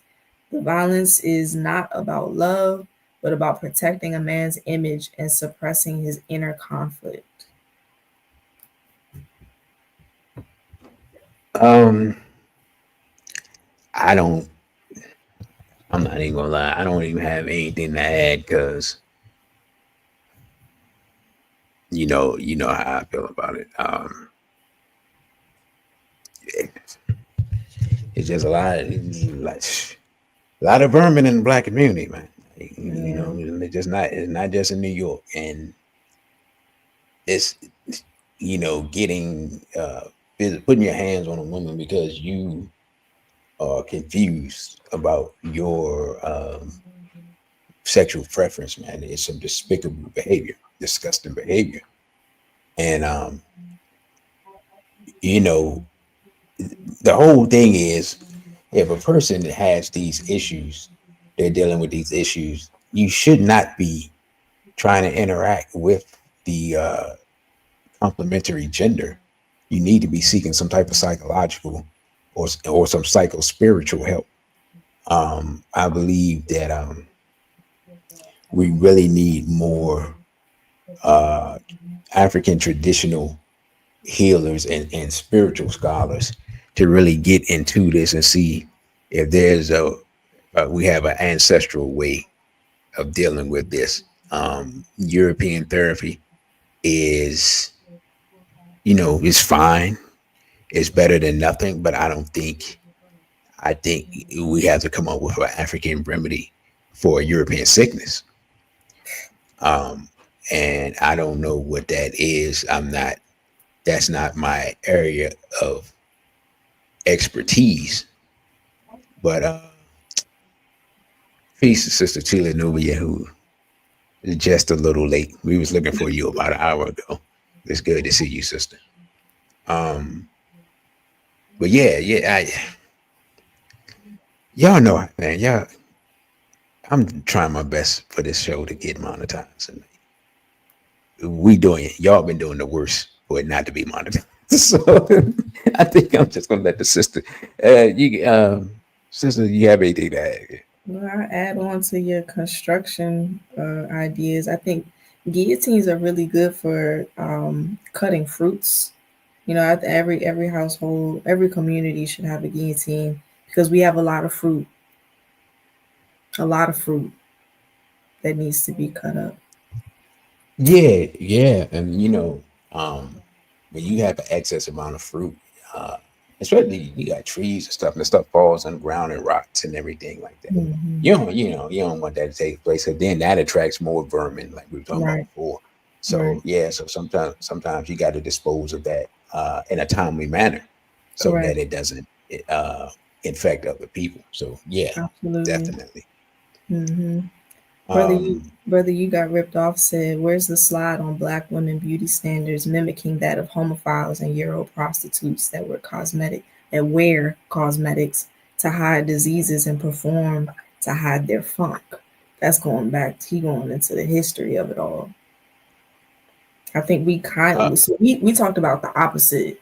We talked about it from the perspective of a gay male mimicking black women's beauty standards and then trying to pull black women into Yorugu standards. So basically mimicking our natural swag in order to, be that like caricature, like I was said earlier, the caricature of black women, but we didn't really talk about that perspective. yeah, really, you got ripped off. So this the sister basically put the slides together. Um, that's something I talked about in the Goddess Black Woman lecture. For anybody that wants to get that, you can just email me, and that's available for $25. But as far as feminism and those related issues, I covered all that in the Goddess Black Woman lecture, including the mimicry of the black women mimicking the transgender The beauty uniform, standards. the trans uniform. Right, the trans uniform. Right. You caught that So too, brother. Brother, you got ripped off. That's like what, the third, fourth time now. It's okay. What are you? Excuse me. What are y'all It's talking about? fine. It's all right. Sister Wait. Sydney said, hold on. Sister Sydney said it's playing both lanes that makes the DL man more of a target for women. She's not worried about the open gay man bringing anything into her bed in a sense. That's a valid point as far as the DL man being more dangerous for a woman because he's masking his gayness. And so I think if you saw my earlier, what my point was to not try to like delineate between the two, but at the same time recognize it as the same umbrella. It's a gay man at the end of the day that's causing a problem. It's just this type of gay man is more dangerous because he's going to front himself. One, because he has an internal battle that he's seeking out a woman to be on his side so that he's using the woman basically. I just need you as a prop so that my family and friends don't see me as what I am. So you're right, but I just wanted to make it clear to the women that are watching this that aren't familiar with this perspective. A DL man is a gay man at the end of the day. Oh, I'm sorry. You sure about that? No, okay, I see the picture now. My bad, brother Sydney. It was the name and the locks did it for me. I didn't need to know how you peed in the bathroom, but I'll take your word for it. Thank you. Once again, man, y'all just determined for this show not to give. This is crazy. You can't even discuss this subject matter in a sane and professional manner because it's an insane it just brings topic. a spirit. Right. Yeah, it brings the spirit of it just brings a spirit of debauchery to the whole discussion. Like and y'all have just dove in head first, and I'm just sitting here shaking my head, holding the microphone, like, oh well, at least we having the discussion. That's if this discussion has gone off the rails, I already know the wife discussion next week. Man, that thing is going. That train is not even going to leave the station. I don't even think we go. I don't think if we get that far, if we make it to next week. Sister Tila, I know for a fact is a sister. Sister Tila said black women now put their makeup on like a drag queen. That's just like what you said, brother, of wearing the tranny uniform. We trying to look like them, even though they was trying to look like us. So what are we really doing here?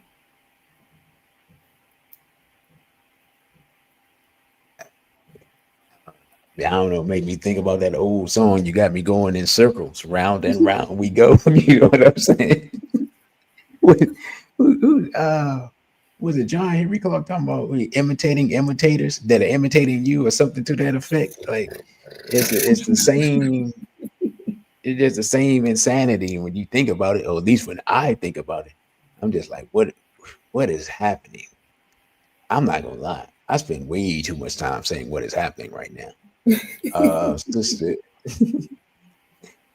was this the quote that you didn't want, or did you want to read this? No, this is good. This is good. I'll read it. Okay. DL males are not just living in secrecy. They are dragging women into their battles.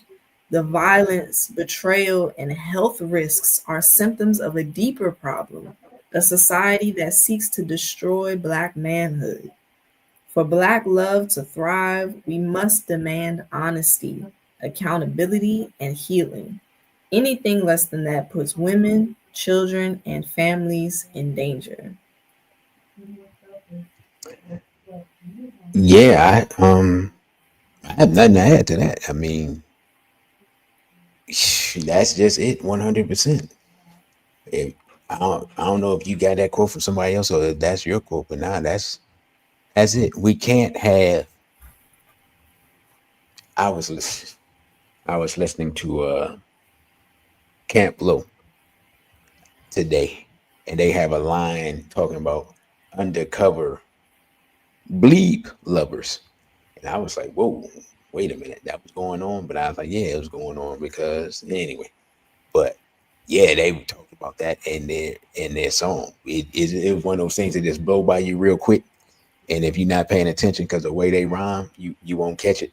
When you listen to the song enough, you're like, wait, hold up, what do you say? And then rewind that. So yeah, we can't have this stuff. We can't have this type of deception. We can't have this type of debauchery. We can't have this type of toxicity and build anything to maintain. And yeah, so we are we done with this lot? Okay, well, she's drinking coconut water, so I'm assuming that we done with this lot. All right. Dangers of homophilia. You want to take charge of this, or? Sure. The dangers of homophilia, something we all should be able to clearly see, but let's break it down for those of us that can't. Number one, the erosion of the Black family structure. Black women's preference for non-heterosexual men may signal a breakdown. It does indeed signal a breakdown in healthy straight male-female partnerships. Number two, lack of masculine protection. Traditional masculine roles such as family defense, provision, and leadership. I'll also add, leadership. Being able to lead us in the right direction can and is neglected if we do not have a traditional masculine man in the family, in the community, in the household. Number three, distorted accountability. Gay males and friendships with women may encourage and do indeed encourage indulgence, hyper independence, and self destructive behaviors without a family centered accountability. Number four, exploitation risks. Vulnerability of women and children if trust is misplaced. Not all safe spaces are actually safe. Number five, cultural disconnection. The undermining of straight Black men's role in the community and widening the gulf between Black men and Black women. Yeah, let's take these one at a time. First of all, let me put up the KW Don, who did he did give us $5 super sticker for walking us into the trap of that discussion that he had earlier. I will not iterate it. We're gonna leave that where it was. So we appreciate that, brother. Erosion of the Black family structure, and nobody really talks about this, but in simple terms, straight men and let me share my StreamYard. Share that in the chat. My StreamYard. If you want to start streaming or start a podcast or whatever, you can use StreamYard and you'll get a discount, and I get a discount. You get a $10 discount. I get a $25 credit. So, but now back to what I was saying, and I still haven't found the sister's video, so I got to apologize to her twice because I completely forgot, because the show has gone completely off the rails. All right, brother. Well, I appreciate that.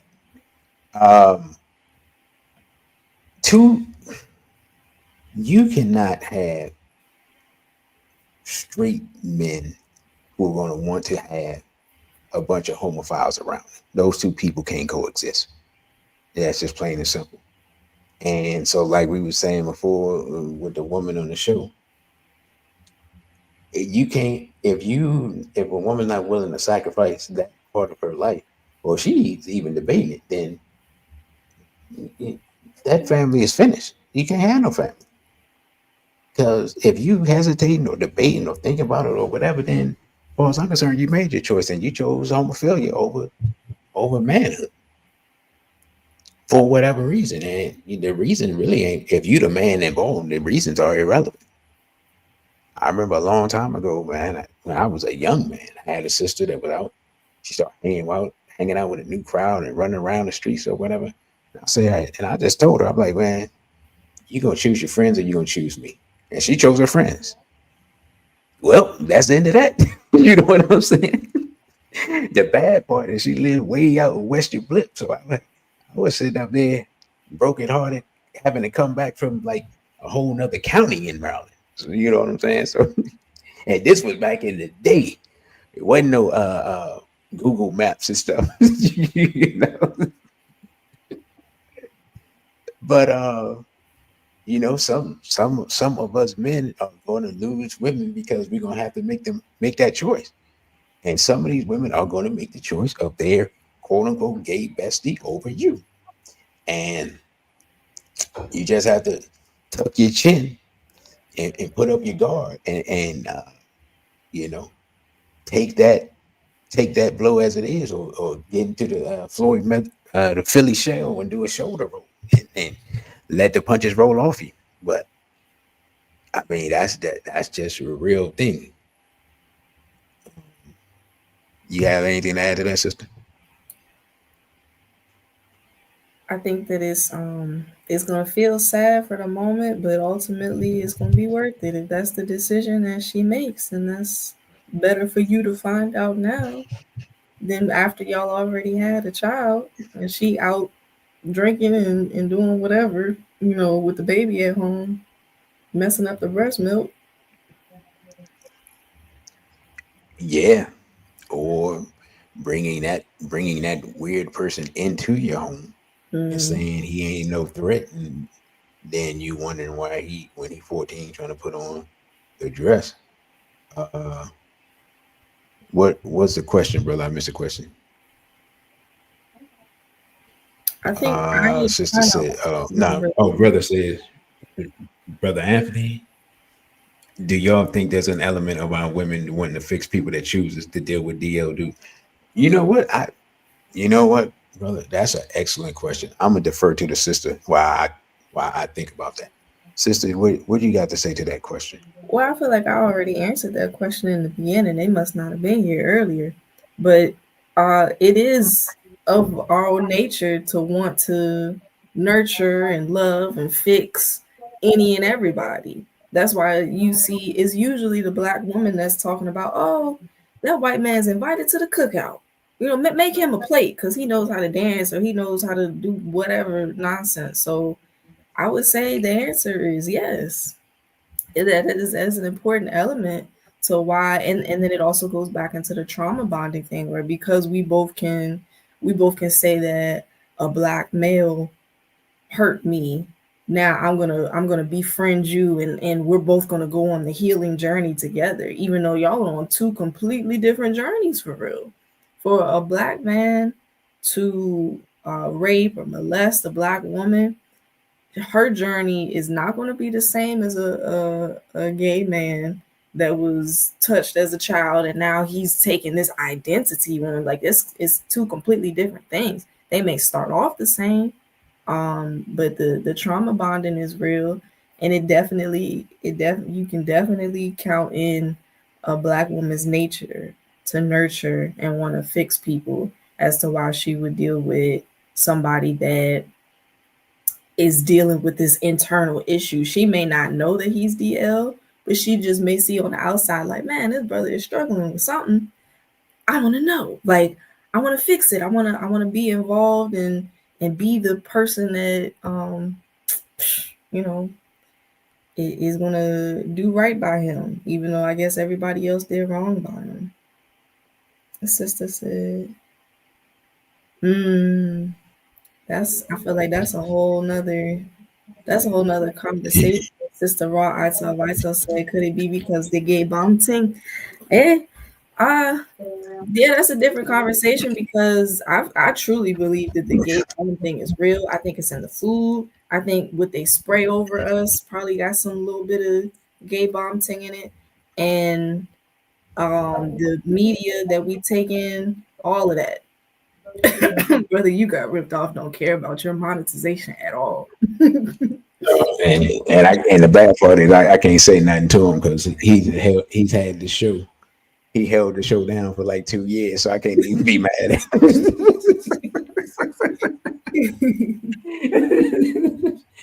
Oh man. Yeah, brother. I never watched Buck Breaking because I talked to the premier expert in the field in that field of study every day, and I could always defer and go to Bob Barudi's books if I need to for any additional information. So just being honest, I've never taken the time to watch to watch the film.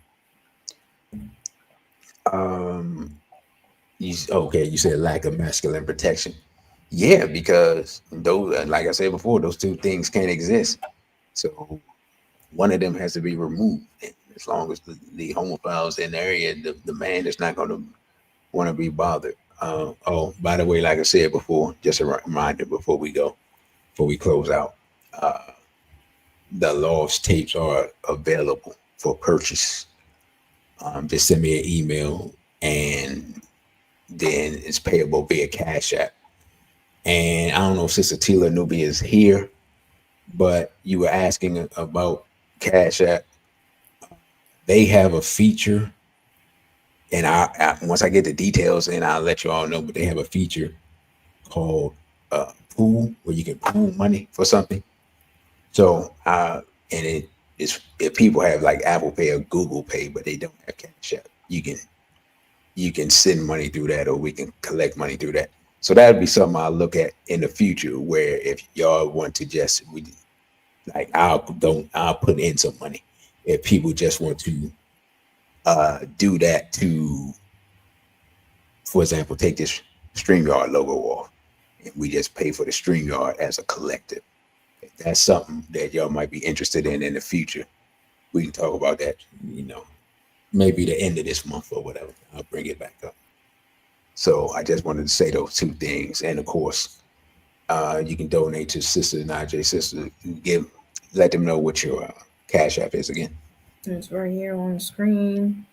$sign Nefer Najee, Nefer Najee, Najai. Okay, and y'all already know my Cash App, $sign DC Radical 1. So, you have anything to add to number 2? Because I'm pretty much, that's where I'm at with that. No, it's straight. Okay. And if we're being honest, we having enough trouble with these traditional roles as is, and men are making a lot of excuses on why they won't do these things. And some of them are legitimate, but if you add homophilia to the mix, that stuff definitely not getting done. 3. Hold on, I do actually want to add something to number 2. There's a lot more gay men or gay males in the gym with the purpose of trying to get buff, trying to get ripped, not just like low key is for the aesthetics of it, but also a lot of them are looking to take advantage of men, take advantage of like just be ready for war. And I think it kind of looks bad on the straight men that the gay males are out here getting ready for war, and we acting like we don't see the war. Not all of us, of course, but just for the most part. I just wanted to add that in. We talk about masculine protection. It's going to be kind of hard to differentiate who's the protector if the gay men are out here looking scurry. Yeah, it's interesting you said that. I'm glad you brought that point up. And as y'all know, I've lost a large amount of weight because one of the quickest ways to lose a physical confrontation is your stamina not being on point. I remember I used to train with a brother years ago, and that's one of the things we talked about. He's like, you can have all the skills in the world, you can have whatever fighting style you have, and this and that. If your stamina not on point, you just gonna lose eventually instead of losing immediately. You know what I'm saying? It's the same difference. So to your point, yeah, a brother was telling me that brother goes to the gym like all the time. And he was telling me, he's like, man, I'm seeing more and more of them folks in there. And I was like, yeah, and that's why I don't want to go in there. I want to have my own. I used to have my own equipment. I'm so used to having my own equipment, in my own space. Because I'm not trying to be in there with them folks, but they in there. You're right. They in there, and they in there, like you said, not for the aesthetic. They in there for the I can't say that, but y'all know what I'm saying. for the You know war. what? They're trying to get war ready. Whether it be to take somebody or to be ready when somebody tries to confront them about their nonsense. They want to be able to not be taken down by a straight man. And when I say taken down, I mean like, because pause. I mean in the I sense hear it say pause. I mean in the sense of like, if you're violating a woman or a man or just violating period, if I tell you I don't want you in my space because of your sexual perversions, they want to be able to say no, I'm gonna be in your space and physically be able to back it up, and that's a scary place to be in. Hey, that's what Germany, what part of Germany was that, brother? You got ripped off. That's why Germany was before, Hitler said, all right, we gotta do something about this. This is totally out of hand. So, oh well, I done threw that man's name in the mix. I forgot you can't say his name. All right, well, yeah, this show ain't going nowhere. It is. That was probably the final nail in the coffin. Right. I must wait. I need to play. You should have said Kanye's Kanye's new single. Yeah, I wasn't thinking about that. Yeah, I might as well play. What's my man's name? His song "Coffin Nails." Might as well play that and wrap this thing up. this is a wrap. Okay, we got. You want to read the distorted accountability? Sure, I think that was very important. Distorted accountability. A danger of homophilia. Gay males and friendships with women may encourage indulgence, hyper independence, or self destructive behavior without family centered accountability. And usually you would see that like back in the day, a whole bunch of women get together or they on the phone like, girl, let me tell you this, and that. But there's still a balance because when they get off the phone, you got your man there that's gonna be like, all right, calm down on that, or we gonna recenter back to the family and back to the mission, back to the goal. But with a gay male, it's all kinds of confusion because he has no regards for your family. He don't care about none of that, and so that's a oh my gosh, it's everything we've kind of already talked about, but that's a serious issue because your gay male friend is going to have you out all the time, have you doing things you're not supposed to do, have you thinking about things you're not even supposed to be privy to. He's out in the world of decadence and perversion and filth and nonsense, and he got you right up in the mix. That's a big issue.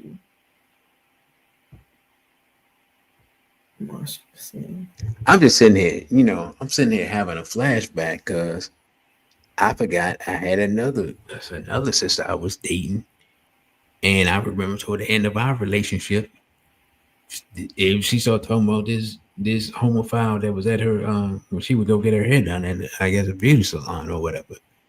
And I never even thought about what that he could have been telling her stuff, and it just never occurred to me. I always put all the stuff on her sister, who was a degenerate, but she getting the degeneracy from her sister in one ear and this homophile in the other.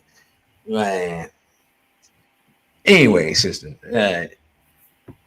take the next slide, please. I mean, the next one. Next one. Number 4, exploitation risks. Vulnerability of women and children if trust is misplaced. We had already said this. Not all safe spaces are actually safe. There really is no such thing as a safe space, to be honest with you, in my opinion. Absolutely not. I hate the whole word when I found out what it was. Just more homophile lingo. Mm-hmm. You can't have these people around your children, man. And we already talked about Dwayne Wade, his son, and I mean, what else y'all want me to say on the issue? Look, if you want to have a healthy family, you can't have these people around. That's all. That's all. Whether it's psychologically, spiritually, physically, whatever. These people don't care about family. They don't care about anything positive, righteous, or uplifting. They only care about degeneracy, debauchery, and savagery. And that's that. And I stand on that. And I don't care what nobody got to say about it, because the whole thing in a nutshell is we seen it, and we seen it directly in the movement. As soon as people let these people into the movement has gone nowhere. We ain't moved nowhere.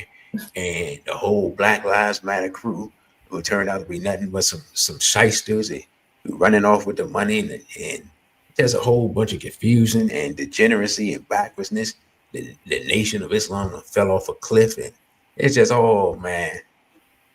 It's just all just totally destroyed because they chose homophilia over righteousness and family and African centeredness and doing the right thing.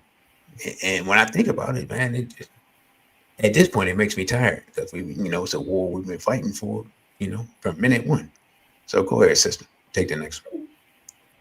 Last one, cultural disconnection, which is what you pretty much just mentioned. Potential undermining of straight Black men's role in the community, which goes back to the lack of masculine protection and erosion of the Black family structure, widening the gulf between Black men and Black women, because Black women are no longer going to look towards a straight Black man to be her confidant, to be her complement. She's going to prefer to be with the pervert of the community who uses their sexual identity as their real live identity.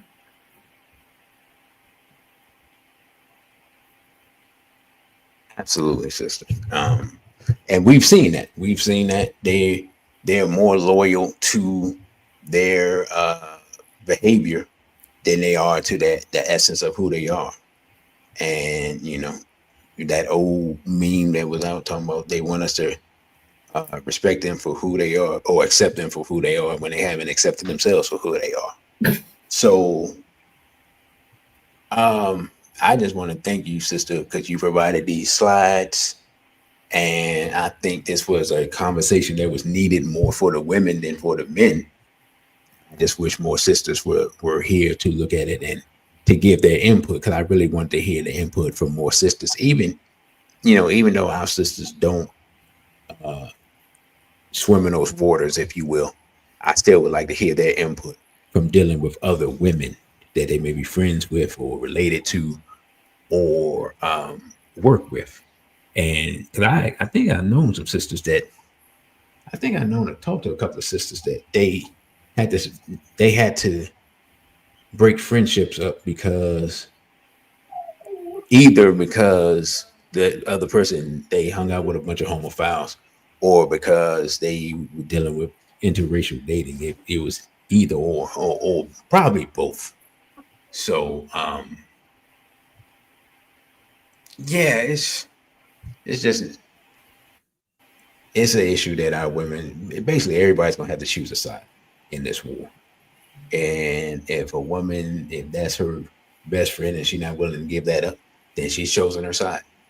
You have anything to add, sister? Not to that point. Going back to what you said about more sisters and the conversation really being about the sisters, that DL section is going to be something that a lot of sisters, even members that aren't within this straight Black pride community, are going to resonate with. It's like, I think I sent you a post earlier saying the woman was saying she checks her man's phone not because she's worried about infidelity, because she's trying to make sure that he's not gay. That's it. I'm telling you, the issue is 1,000 times worse than whatever you think it is. It's way worse now. And I don't know if y'all saw recently, the Boondocks came to life with some pictures of some males in like short shorts too, like mini skirts, with their purse and the crop tops, looking just like Riley off the Boondocks on that one Gangsta Delicious episode. And you talking about down in New Orleans where all the dudes are wearing red dresses and all that nonsense? Not even that. A whole nother instance. Something completely different. That's crazy when you guys talk about like super gay stuff and they're like, no, not that super gay stuff. That new super gay stuff. Oh no, you talking about You talking about with the young dudes wearing skirts and whatnot? I'm telling you, We it had was straight out of the Boondocks. Like brother said, Thug and Love. He had that Thug and Love. It was terrible. It was terrible. But if you man, look yeah. in the Somebody comments, sent me that. yeah, Oh my the bad, not to comments cut was you off. even Somebody worse. sent me that, and I'm just like, nah, I don't have the bandwidth for this today. I I'm good. don't- I, Yeah, seriously, because to look at the picture is already enough, but to go through the comments, is what, because it really is mostly black women riding for the nonsense.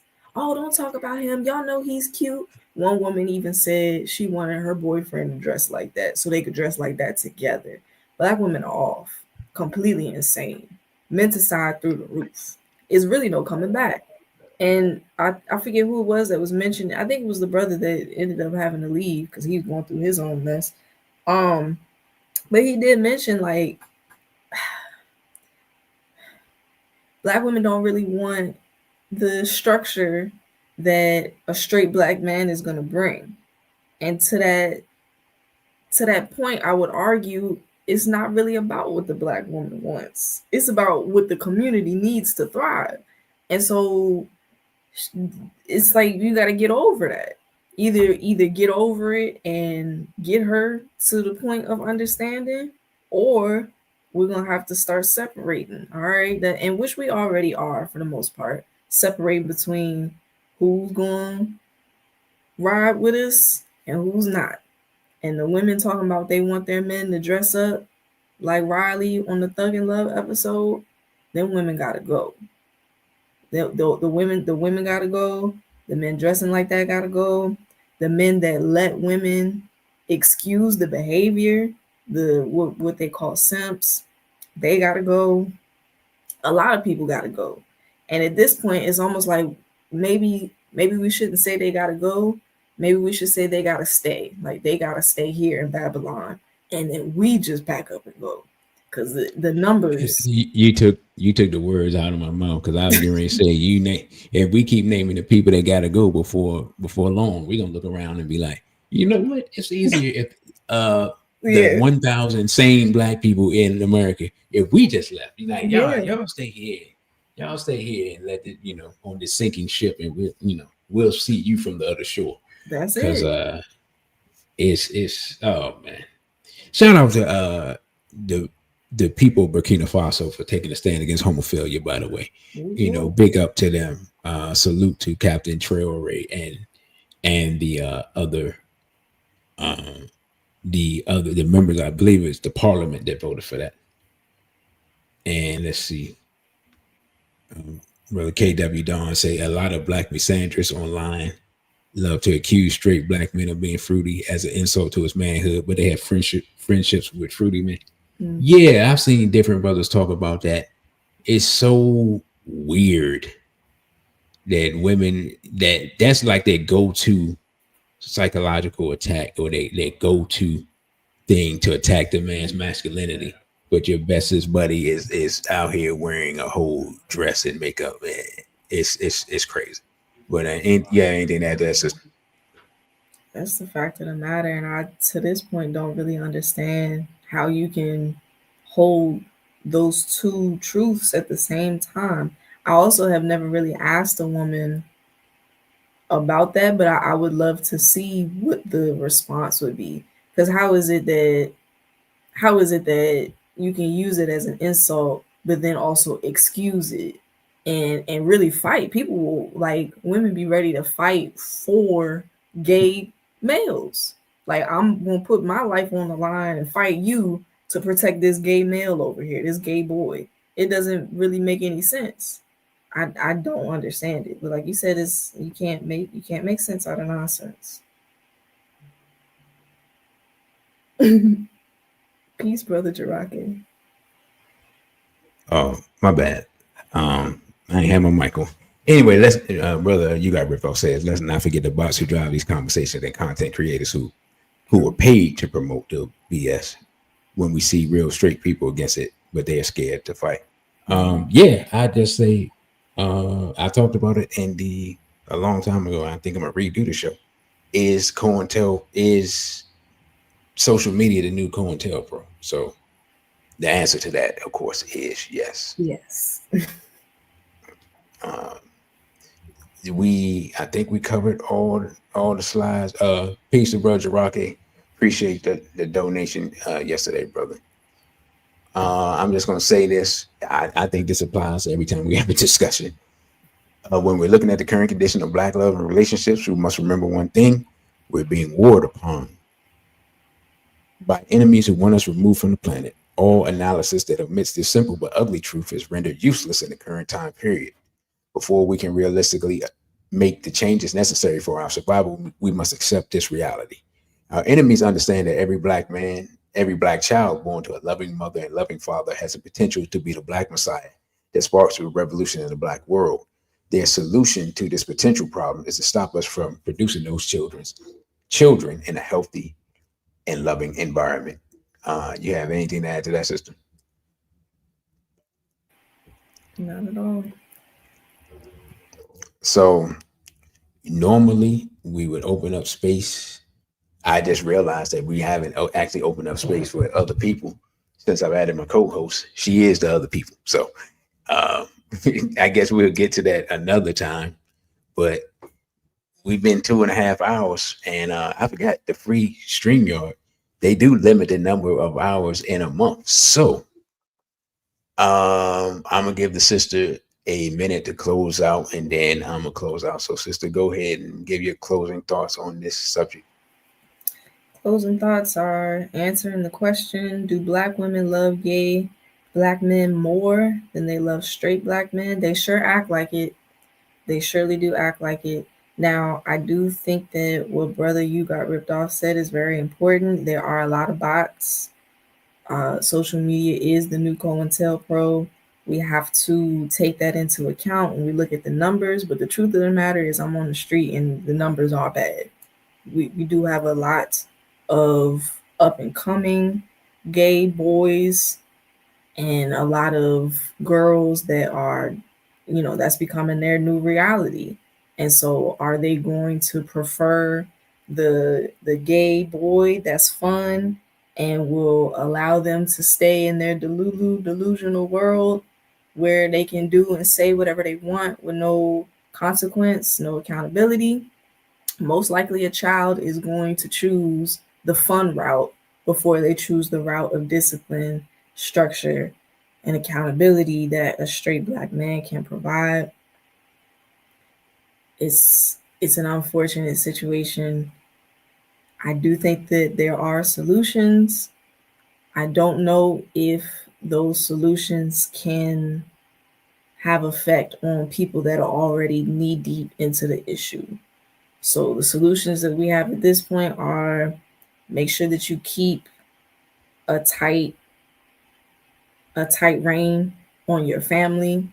Make sure that your children and their friends are having constructive conversations and really just staying in a child's place. There's nothing wrong with a child's place. We need to create more spaces for children so that they can be themselves and not have to have these kinds of worries, the worries that we as adults should be taking care of. So that's one solution. As far as taking care of the problem,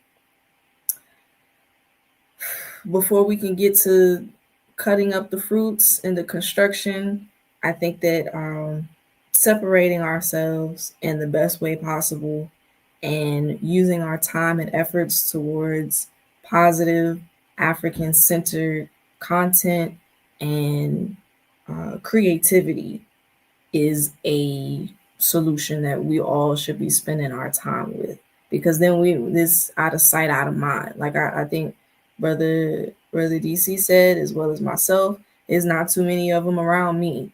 And the ones that do end up being around me end up causing these messy problems and situations. So keep them away. And that's the way to go.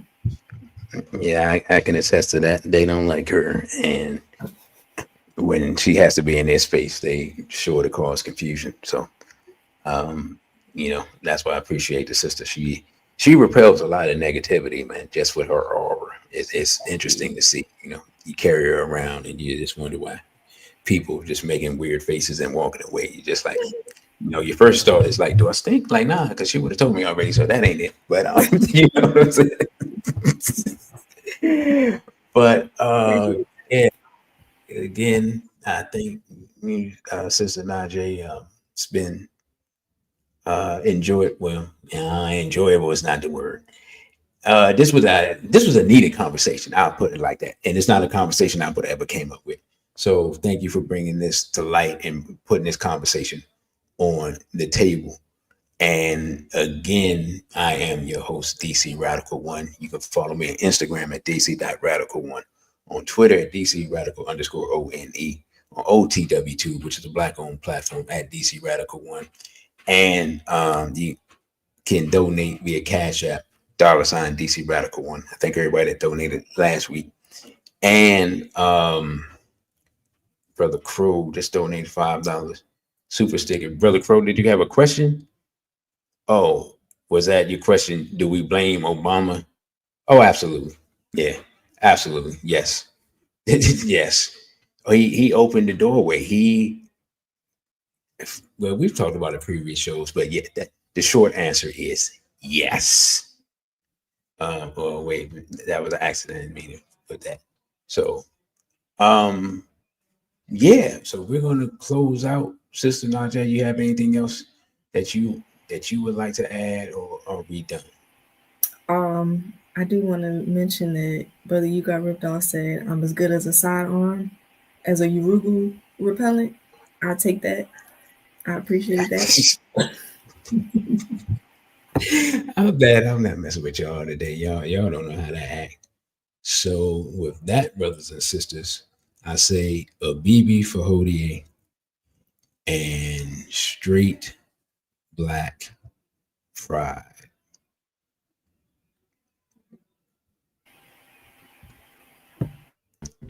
Thank you for watching this video. Don't forget to like, share, and subscribe.